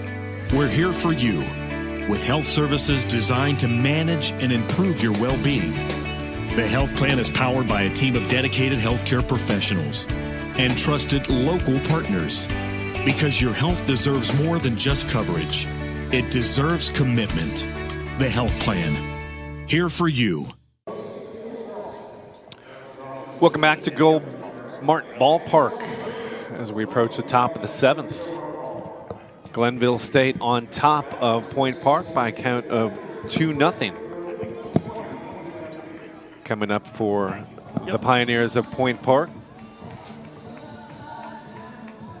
Kind of in the heart of the order. DH Olinda Pizzoni. Dellerman on for the 3rd inning of relief out of this Point Park bullpen. Had to step aside.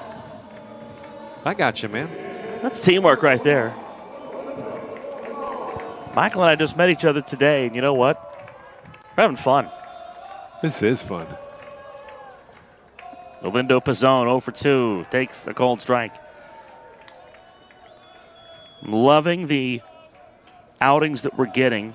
Grant Landis pitching for the 3rd game of the tournament. Gave Glenville State 4 innings, a scoreless 1-hit ball. The 0-1 outside. And now Dellerman has thrown 2 scoreless. Retired 6 of the 7 he's faced and struck out 3 of them. Dellerman's been efficient. Almost feel like the 1-1 hit well center field, backing up. Jacob Meadows still going back. He reaches up shy of the fence and makes the catch. Pizzone gave that a ride, leads the league in home runs with 15. Just shy of his 16th. It's the first out. Dellerman's been solid. Ethan Parker has put together what was an uneven performance early. It seems like he's settled down. He's gotten better, even with his pitch count over 100. The strikeouts have been there from him. Just 2 runs and 3 hits against Parker. First pitch swinging. Ewing sends it the other way into left. McNeil into the corner. Does he have room? He runs out of room. It's a foul ball.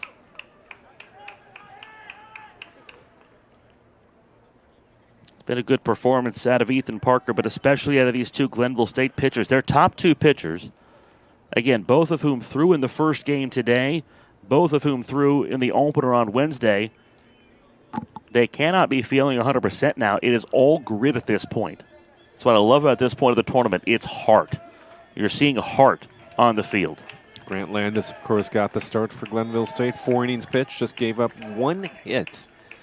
3 strikeouts. I agree. The pitching performances, all 3 of the pitchers who have appeared so far have been really gutty, really gritty. Yep. The exact 2 words I was thinking of as well. Nothing in 1 on Blake Ewing. It's one of my favorite times to see sport when it's on the line and guys are giving those efforts.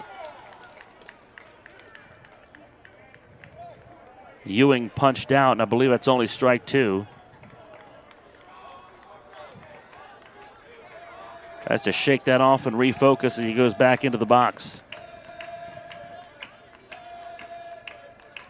Dellerman comes with a 1-2. Swing and a miss. Number 4 for Zach Dellerman. 2 outs. Trevor Jones homered earlier today.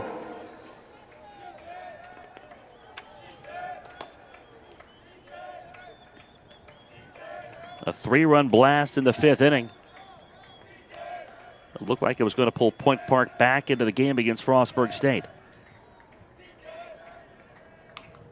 Tapper foul. At the time of that home run, it was a 9-2 ball game. Point Park pulled within 4, but could draw no closer in an eventual 6-run loss. If they can rally and win this one, then the reward for Point Park would be a rematch with Frostburg State. Ball and a strike. 5 teams left in this tournament. There'll be just 4 once we're finished with this one. Saturday, a moving day in this tournament. The 2-0. Jones pokes it foul. I thought that was going to hit the lit up butterfly wings over there. on the first base concourse. Don't hit the butterfly. You don't want to know what happens to you. Trust me on this. I think every light in the ballpark kind of blinks, like saying the magic word on Pee Wee's Playhouse. Just don't hit it. You've been warned. Here's the 1-2 swing and a grounder to the shortstop. Bright gobbles it up across the diamond to end a 1-2-3 7th inning. Zach Dellerman has retired 4 in a row and 9 of 10 since coming on and taking the reins in the top of the 5th inning. It's stretch time from Gomart Ballpark. Glenville State carries a 2-0 lead. This is the Mountain East Conference Baseball Championship presented by the Health Plan. What's possible when you have the freedom to explore things that inspire you? To be a part of a community that supports and challenges you. Where can you go to find the space and time to reach your goals? Who can you become when you're able to make connections in a place where you belong? Find out what's possible at Frostburg State University.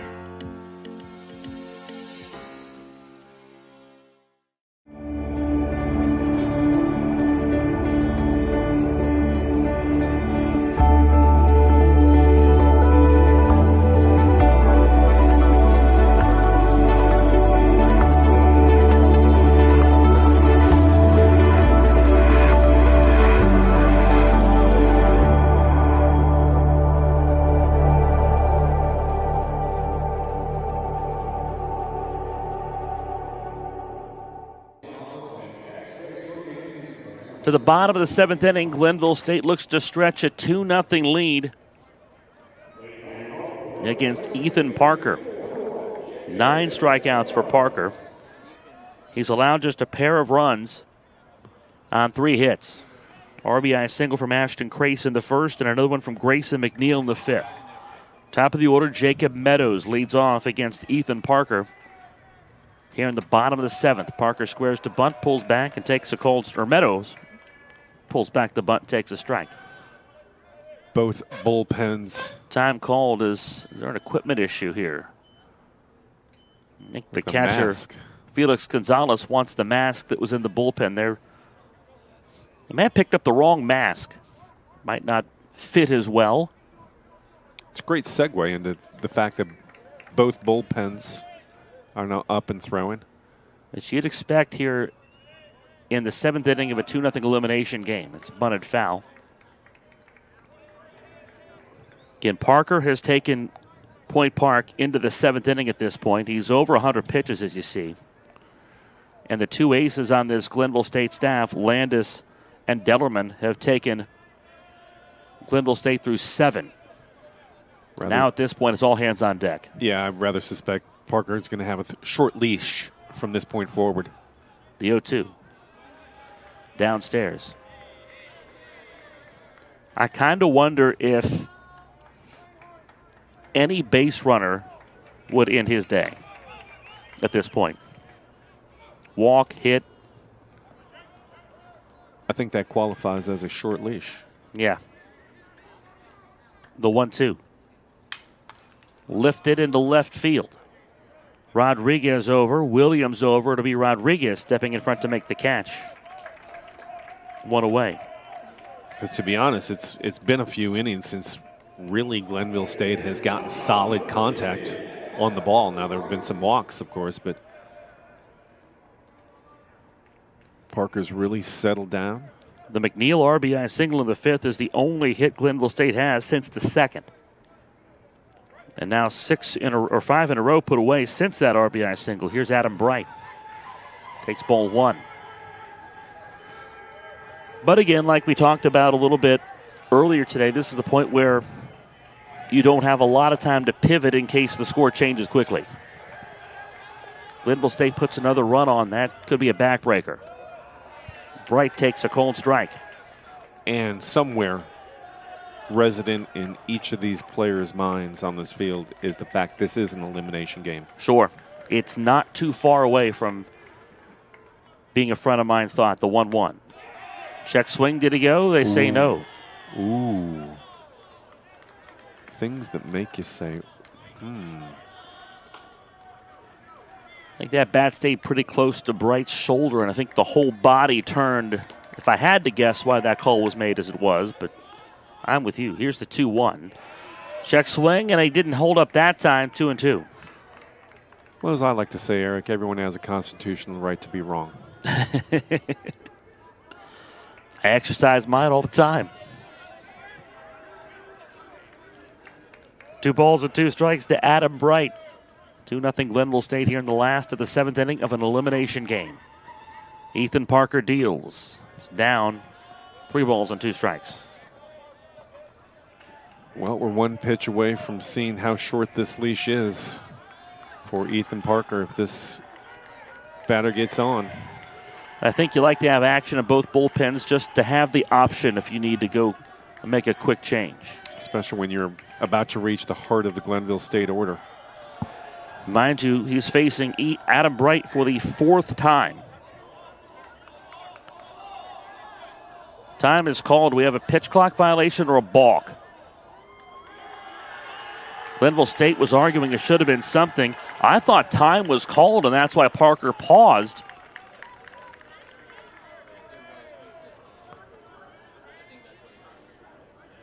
The umpires are talking about this. Glenville State wants this to be a pitch clock violation in ball 4. Bright standing at first base. Well, it's going to be a pitch clock violation. Ball 4. Discussion continues with Lauren Torres. Mind you, there's only 1 out, so. Now all 4 umpires are going to come in and discuss this. That's the value of having this 4-person umpiring crew. They can all put their heads together, make the right decision, you hope. So diplomatic of you. So the pitch clock violation is ball 4. Bright walks. And though he didn't throw a pitch to do it, that's the 6th walk from Ethan Parker.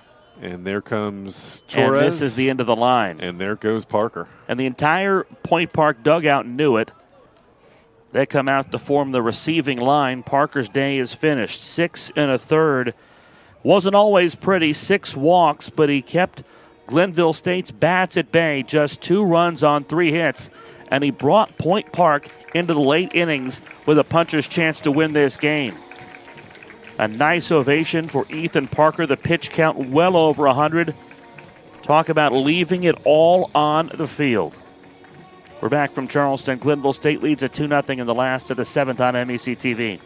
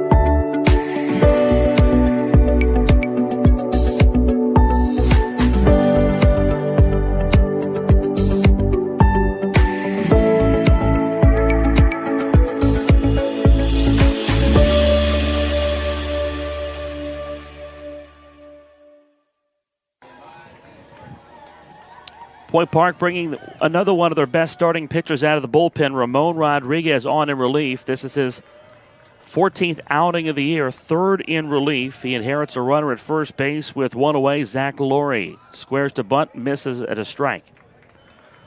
Rodriguez, an ERA of 3.77.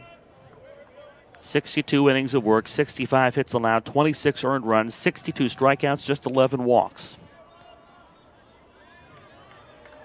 Rodriguez started on Wednesday in Point Park's tournament opener. Curveball, cold strike on the outside edge. That's a nasty breaking ball from the left-hander. Laurie just froze. Rodriguez threw 91 pitches on Wednesday evening. The 0-2. Breaking ball, popped foul, third base side, out of play. 6 1/3 in that outing. 2 earned runs on 7 hits, 8 strikeouts, no walks for Rodriguez.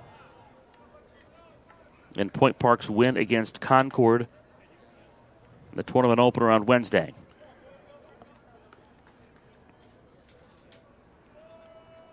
But again, all hands on deck. Point Park trying to save their season. Down 2-0 here. Time running out. Just 6 offensive outs with which to work. Try to make sure this deficit doesn't grow beyond 2 runs. 1-2 now to Laurie. Couple relievers getting hot down in the Glenville State bullpen.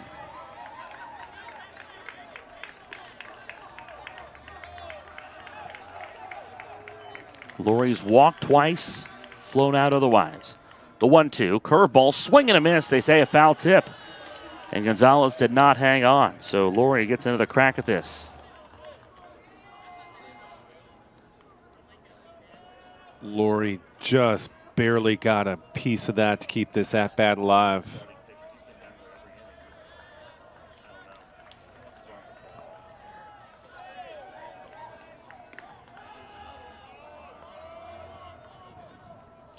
Rodriguez ready. Here's the 1-2 on the way to Laurie. Curveball tapped foul. Again, Laurie continues to stay alive. Yeah, just barely. I mean, just barely. Almost flung his bat out there to get a piece of it. Reliever working in the Glenville State bullpen's Luca Moore at a Hurricane just down the road from here. 1 on, 1 out for Glenville State, trying to grow a 2-0 lead. Laurie awaits the 1-2 pitch. Tossed to first. What a move for Rodriguez. He picked off his 7th runner of the season on Wednesday. Throw was a little bit high. Looked like it might have hit the mitt.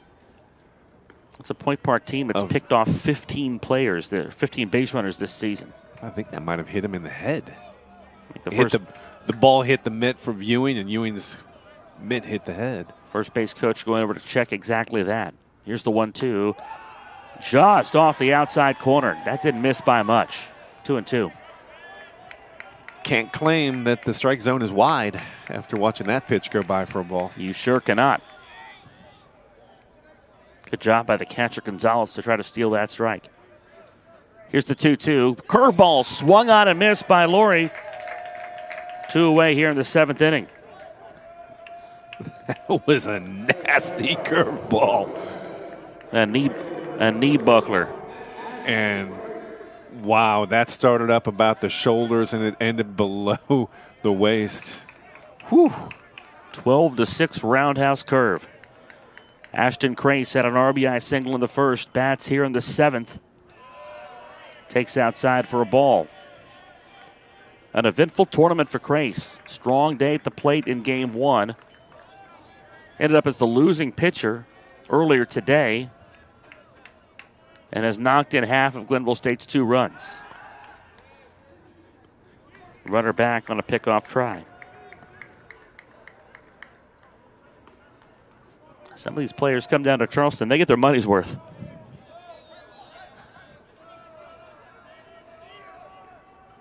Grace out of Chillicothe, Ohio, not too far from here. The 1-0.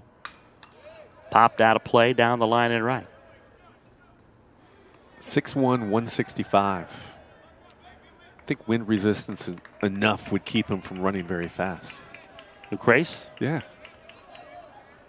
Whisper thin. He is a slender fella.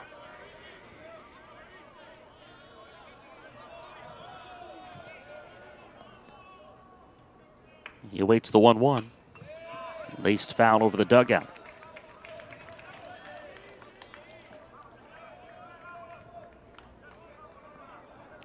More good hitting from this Glenville State team just to stay alive. Making Rodriguez continue to try to throw strikes. 1 on with 2 outs. The 1-2 blocked by Gonzalez. A little surprised maybe that Glenville State hasn't tried to put Bright in motion with 2 outs. and get him to second base.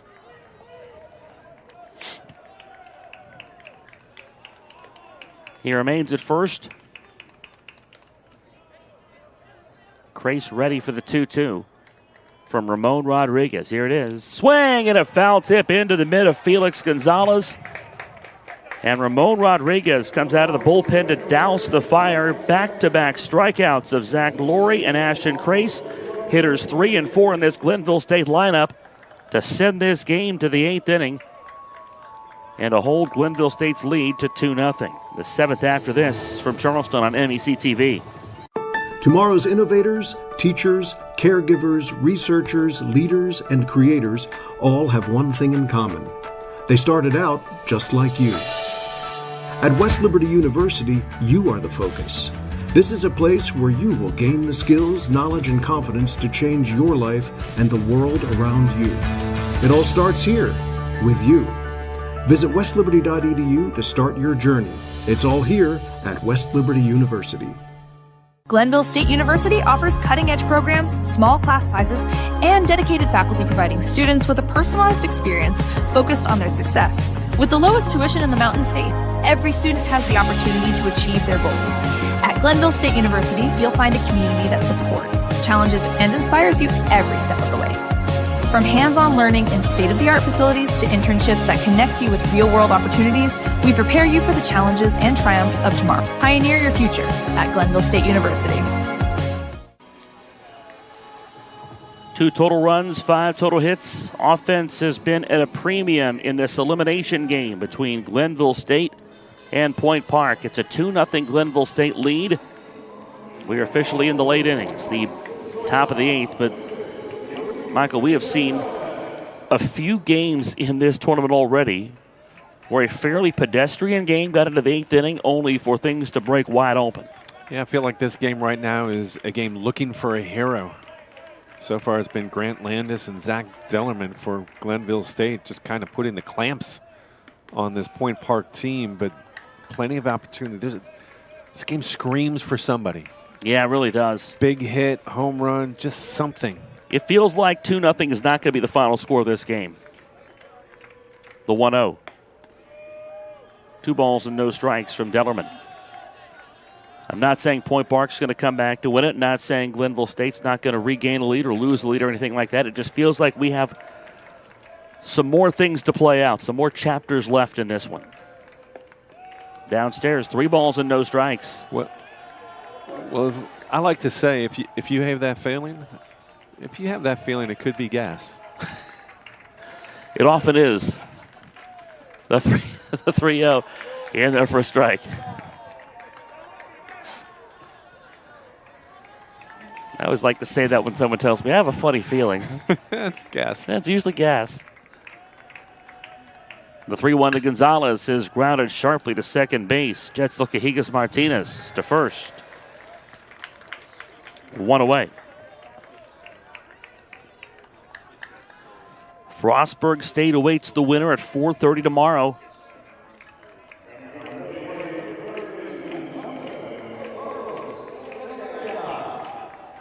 This Point Park team came in 4th in the Mountain East Conference in runs scored.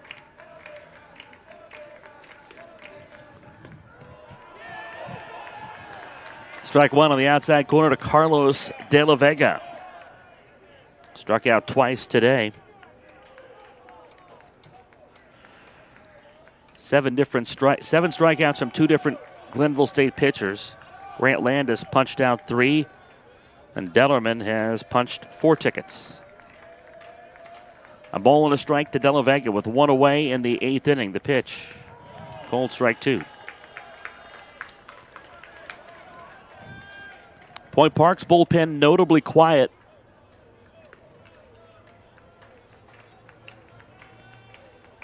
Ramon Rodriguez, seems like it's his game one way or the other. The 1-2 pitch, low and outside, 2-2.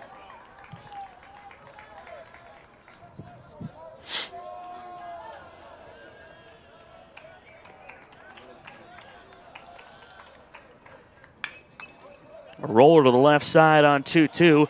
Bobbled by DeJesus, the throw off line, and De La Vega is safe at first base. I was just thinking, Eric, as that ground ball was going to third, this has been a well-played defensive ball game.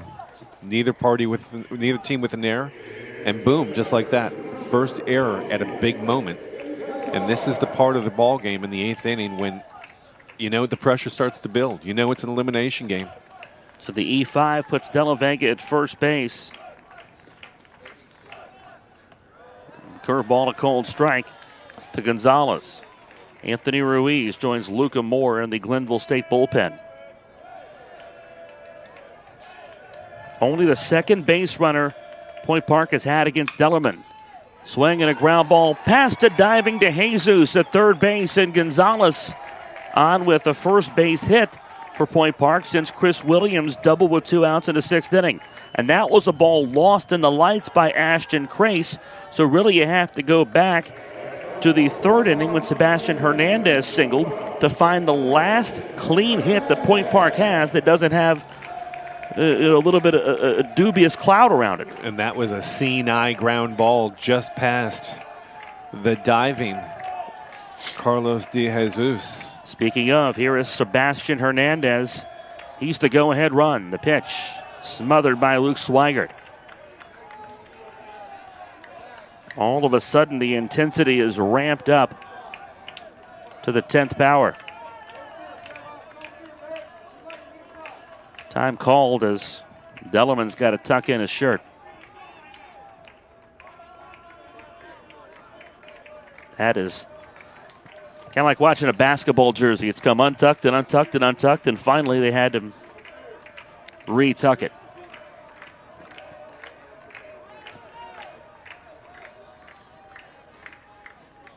Time called.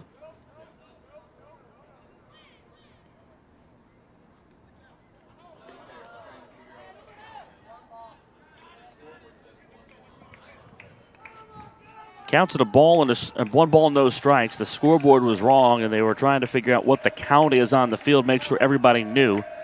It's a 1-0 pitch coming. It's a cold strike on the inner edge to Sebastian Hernandez.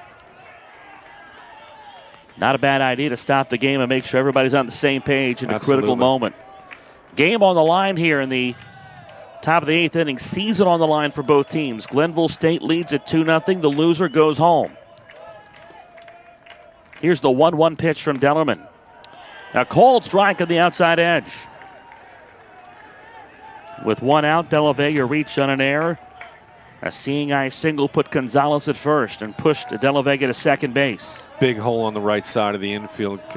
Cajitas Martinez just next to the second base bag. The 1-2.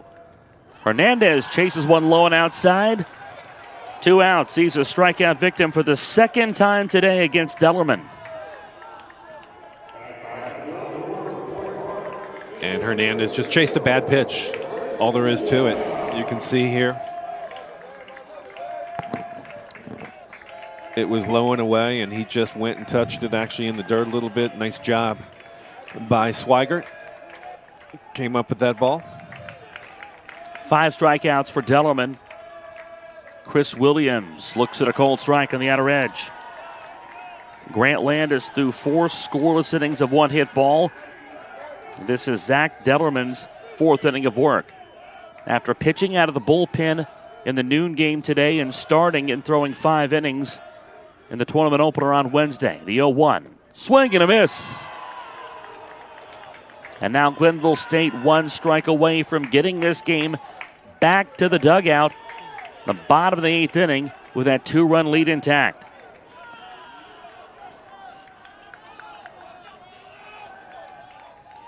Yeah. Right. The 2-strike pitch on the outside corner. A call, 3rd strike.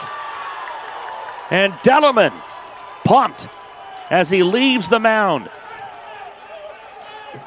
And Williams upset, thought that was outside, and that was. Wow. A cold 3rd strike. Point Park up in arms. And now Lauren Torres out in the middle of the diamond, arguing with one of the umpires. 2-0 Glenville State will go to the bottom of the 8th inning. Time running out for Point Park. Frustrations boiling over. From the Mountain East Conference Baseball Championship presented by the Health Plan.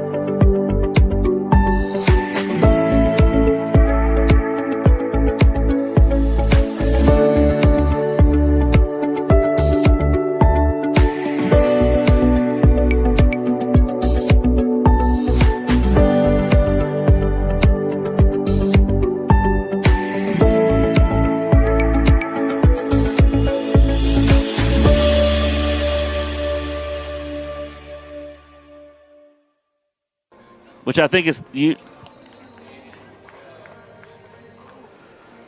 Lauren Torres, the head coach of the Point Park Pioneers, ejected. Watch him go after the umpire at second base. He's crossing over, and then there's the heave-ho.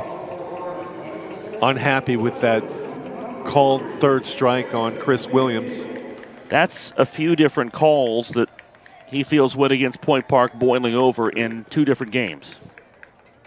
First pitch from Ramon Rodriguez, that's down for a ball. So Point Park without their head coach, with Lauren Torres tossed after the top of the 8th inning. Grayson McNeil at the plate for Glenville State, trying to find an insurance run. Ramon Rodriguez continues on the mound. Here's the 1-0. McNeil, a chopper to the right side, tough play. Ewing with it, the throw to first, the pitcher covers, bang, bang play, and Point Park gets the out at first base. One gone. That is a great play by Rodriguez. They always say that's a foot race over to the bag at first, and I really feel like were that a foot race, this would be a photo finish. Let's take another look at this. Look at Rodriguez off the mound immediately. Oh, that wasn't as close as it looked. Excellent call there at first base. First pitch swinging, Carlos DeJesus into right field. Trevor Jones, 2 outs. Point Park down to their last 3 offensive outs. They'll have the 2, 3, and 4 hitters at the plate, and that includes Olindo Pizzone and Blake Ewing, a pair of guys who've combined for 29 home runs this season. So the guys you'd want with the season on the line. Rodriguez deals a breaking ball, cold strike to Colby Guy. Guy 0 for 2, a couple of strikeouts, 1 walk. Even though they're trailing in this game, you really have to hand it to these Point Park pitchers for keeping their offense in the game.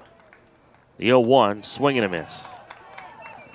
Parker, 6 1/3 through 117 pitches to do it, and Rodriguez coming out of the bullpen on just 1 day of rest after starting and throwing 5 innings on, or rather throwing 92 pitches on Wednesday.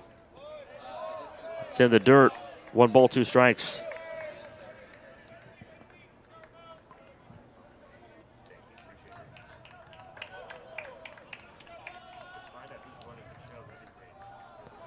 Ball and 2 strikes to Colby Guy. Here's the pitch from Rodriguez.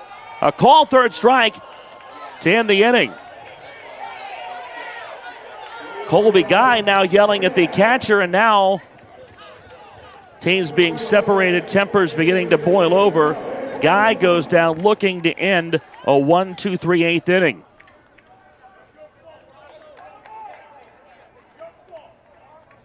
So Guy barking at the catcher, Felix Gonzalez barking back, and then a bunch of people rushed out to break things up. We go to the 9th inning. Glenville State, a 2-0 lead, about to erase the memory of a painful loss in their first game today. Come on back from the Mountain East Conference Baseball Championship presented by the Health Plan. You have dreams. A better life, a better job, a better you. So where do you start to build the skills necessary to get there? At West Virginia State, you are not just a number, you are who you choose to be. You receive personal attention from award-winning faculty. You study in nationally recognized programs. You learn the skills that will get you the job you know you can have. No matter where you want to go or what you want to do, it starts at State. Being a champion takes more than skill, more than endless drills, more than using your head. Being a champion takes the heart to give it your all, the agility to thrive from any angle, and the relentless drive to be the best. Welcome to Division II, where the pursuit is yours to create, and the question isn't, can you do it? It's will you?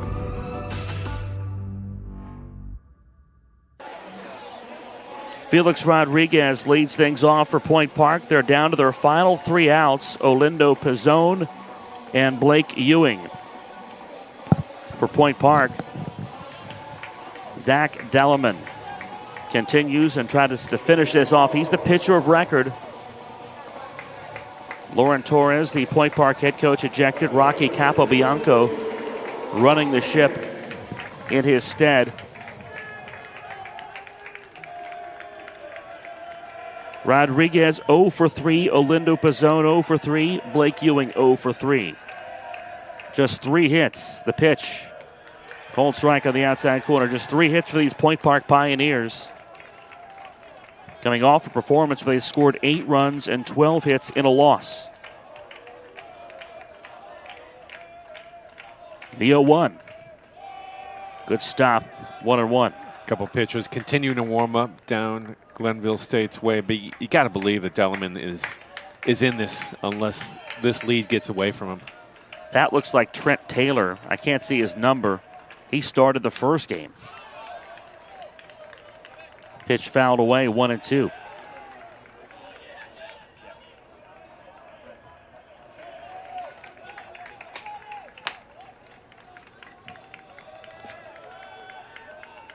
A ball and 2 strikes on Felix Rodriguez. Dellerman fires. Called strike 3 on the outside edge. Wow. 1 away in the 9th inning. I think the message that we're getting from our home plate umpire is, boys, you'd better be swinging the bats. Yep, because that was well off the plate, but it's been consistent this last couple of innings. Gone both ways. And it has grown over the last couple innings. Absolutely, it has grown wider. Olindo Pizzone, the league leader in home runs, fouls the pitch to the backstop. We confirm it is Trent Taylor in that bullpen for Glenville State. He started the noon game, and here he is 9.5 hours later, potentially in relief, should Dellerman falter. Strike 2 to Olindo Pizzone. Nothing faltering about this.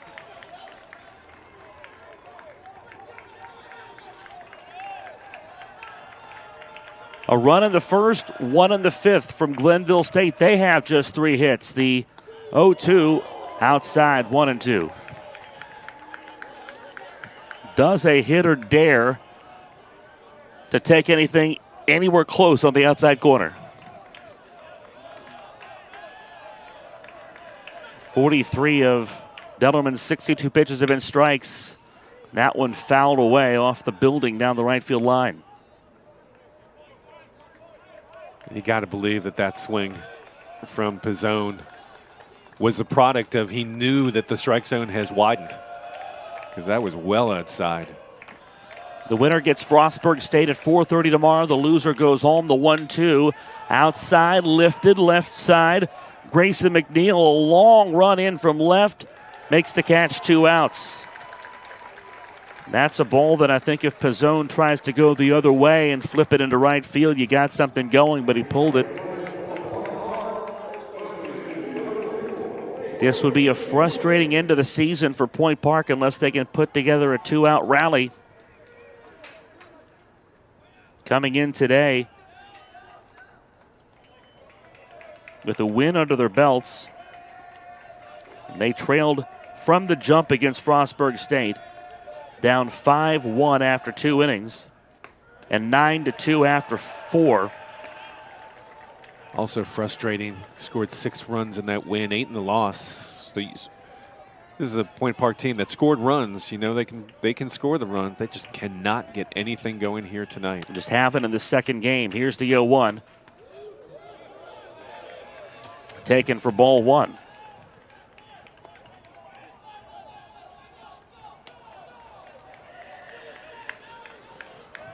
One ball, one strike.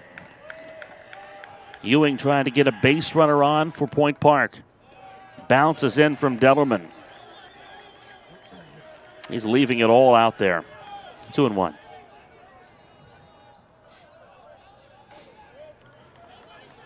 Both teams battling through fatigue deep into their second games of the day. And for Point Park, they've been at it for 6 consecutive hours. Here's the 2-1. Inside, popped up. This could do it. Right side. Cajigas Martinez calls it off. He's under it, makes the catch, and the Glenville State Pioneers live to see another day. After a heartbreaking loss in the first game of the day where they lost on the final play of the game, Glenville State, behind strong pitching from their 2 best pitchers, they hang on and eliminate the Point Park Pioneers with a 2-0 shutout win.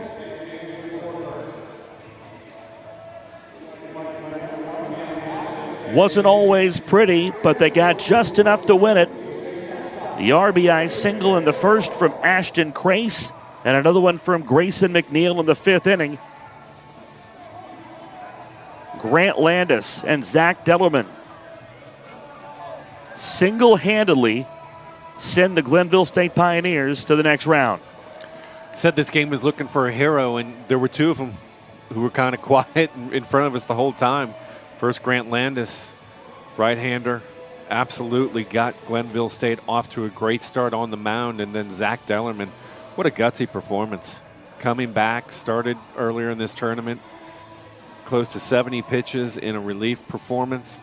Doesn't relieve very often, but he put up stellar outing to close this game out for Glenville State. Those are my heroes of the game, because what a big pitching performance in a big, big moment for those 2. The lines: Landis 4 shutout innings of 1 hit ball. He walked 1, he struck out 3. Dellerman 5 scoreless of 2 hit ball. He didn't walk anybody, and he struck out 7 through nearly 70 pitches in the game. Landis threw 42. If I had to give it a guess, I would say Landis or Taylor are going to be on the hill tomorrow at 4:30. If I had to hazard a guess at this point. It's good to be 21, 22 years old, right? But again, we've talked about how that was a tomorrow problem. Well, that's a great problem if you are Glenville State's coaching staff, because now you have to think about that tonight. Meanwhile, you send your team to bed. You need rest, because another big day tomorrow. Tip your cap to Point Park. They battled in game 1, fell to a really strong hitting Frostburg State team, and just couldn't get the bats moving in game 2. And Glenville State, behind a ton of grit, they wipe away painful memories of an ugly loss, a stunning loss in the first game of the day, and they win this one 2-0. Michael Schultz, your final thoughts today? 2 diametrically opposed games, the last 2 after that thrilling game. Didn't think we'd have anything quite as thrilling as that Charleston-Glenville team. Had the really impressive offensive performance by Frostburg State, and the exact opposite here to close it out. Just stellar pitching performances by all 4 pitchers who appeared in this game, and Glenville State just got scratched out enough offense. What a great day of baseball. Absolutely. Leadoff hitters in this game, we're told, a combined 0 for 17 between these 2 teams. That's like when you and I, if we have lunch, you won't pay for it 17 times. Just to put it into context. Hey, I owe you lunch, Michael Schultz. Pleasure working with you today, my friend. Glenville moves on. Point Park's season ends. They become the 2nd team eliminated in this tournament, and then there were 4. Our schedule tomorrow, our first game coming up at 1 o'clock. Pits Charleston and Concord, and that'll be an elimination game. And then Glenville State moves on to take on Frostburg State at 4:30. It'll be an exciting day of baseball here from Gomart Ballpark. Want to thank our entire video productions crew for an excellent day. All the folks out on the cameras, folks here in the booth with us. Brian Shepard kept us on the air. The executive producer of video productions is Butch Mounts. And Jack Withrow for bringing us sandwiches. Hey, that'll come in handy post-game. For Michael Schultz, I'm Eric Little. Your final score from Charleston, Glenville State 2, Point Park 0. This has been a production of Video Productions in conjunction with the Mountain East Conference. Thank you for watching the Mountain East Conference Baseball Championship presented by the Health Plan. 2 more exciting games tomorrow at 1 o'clock from Charleston. We'll see you then.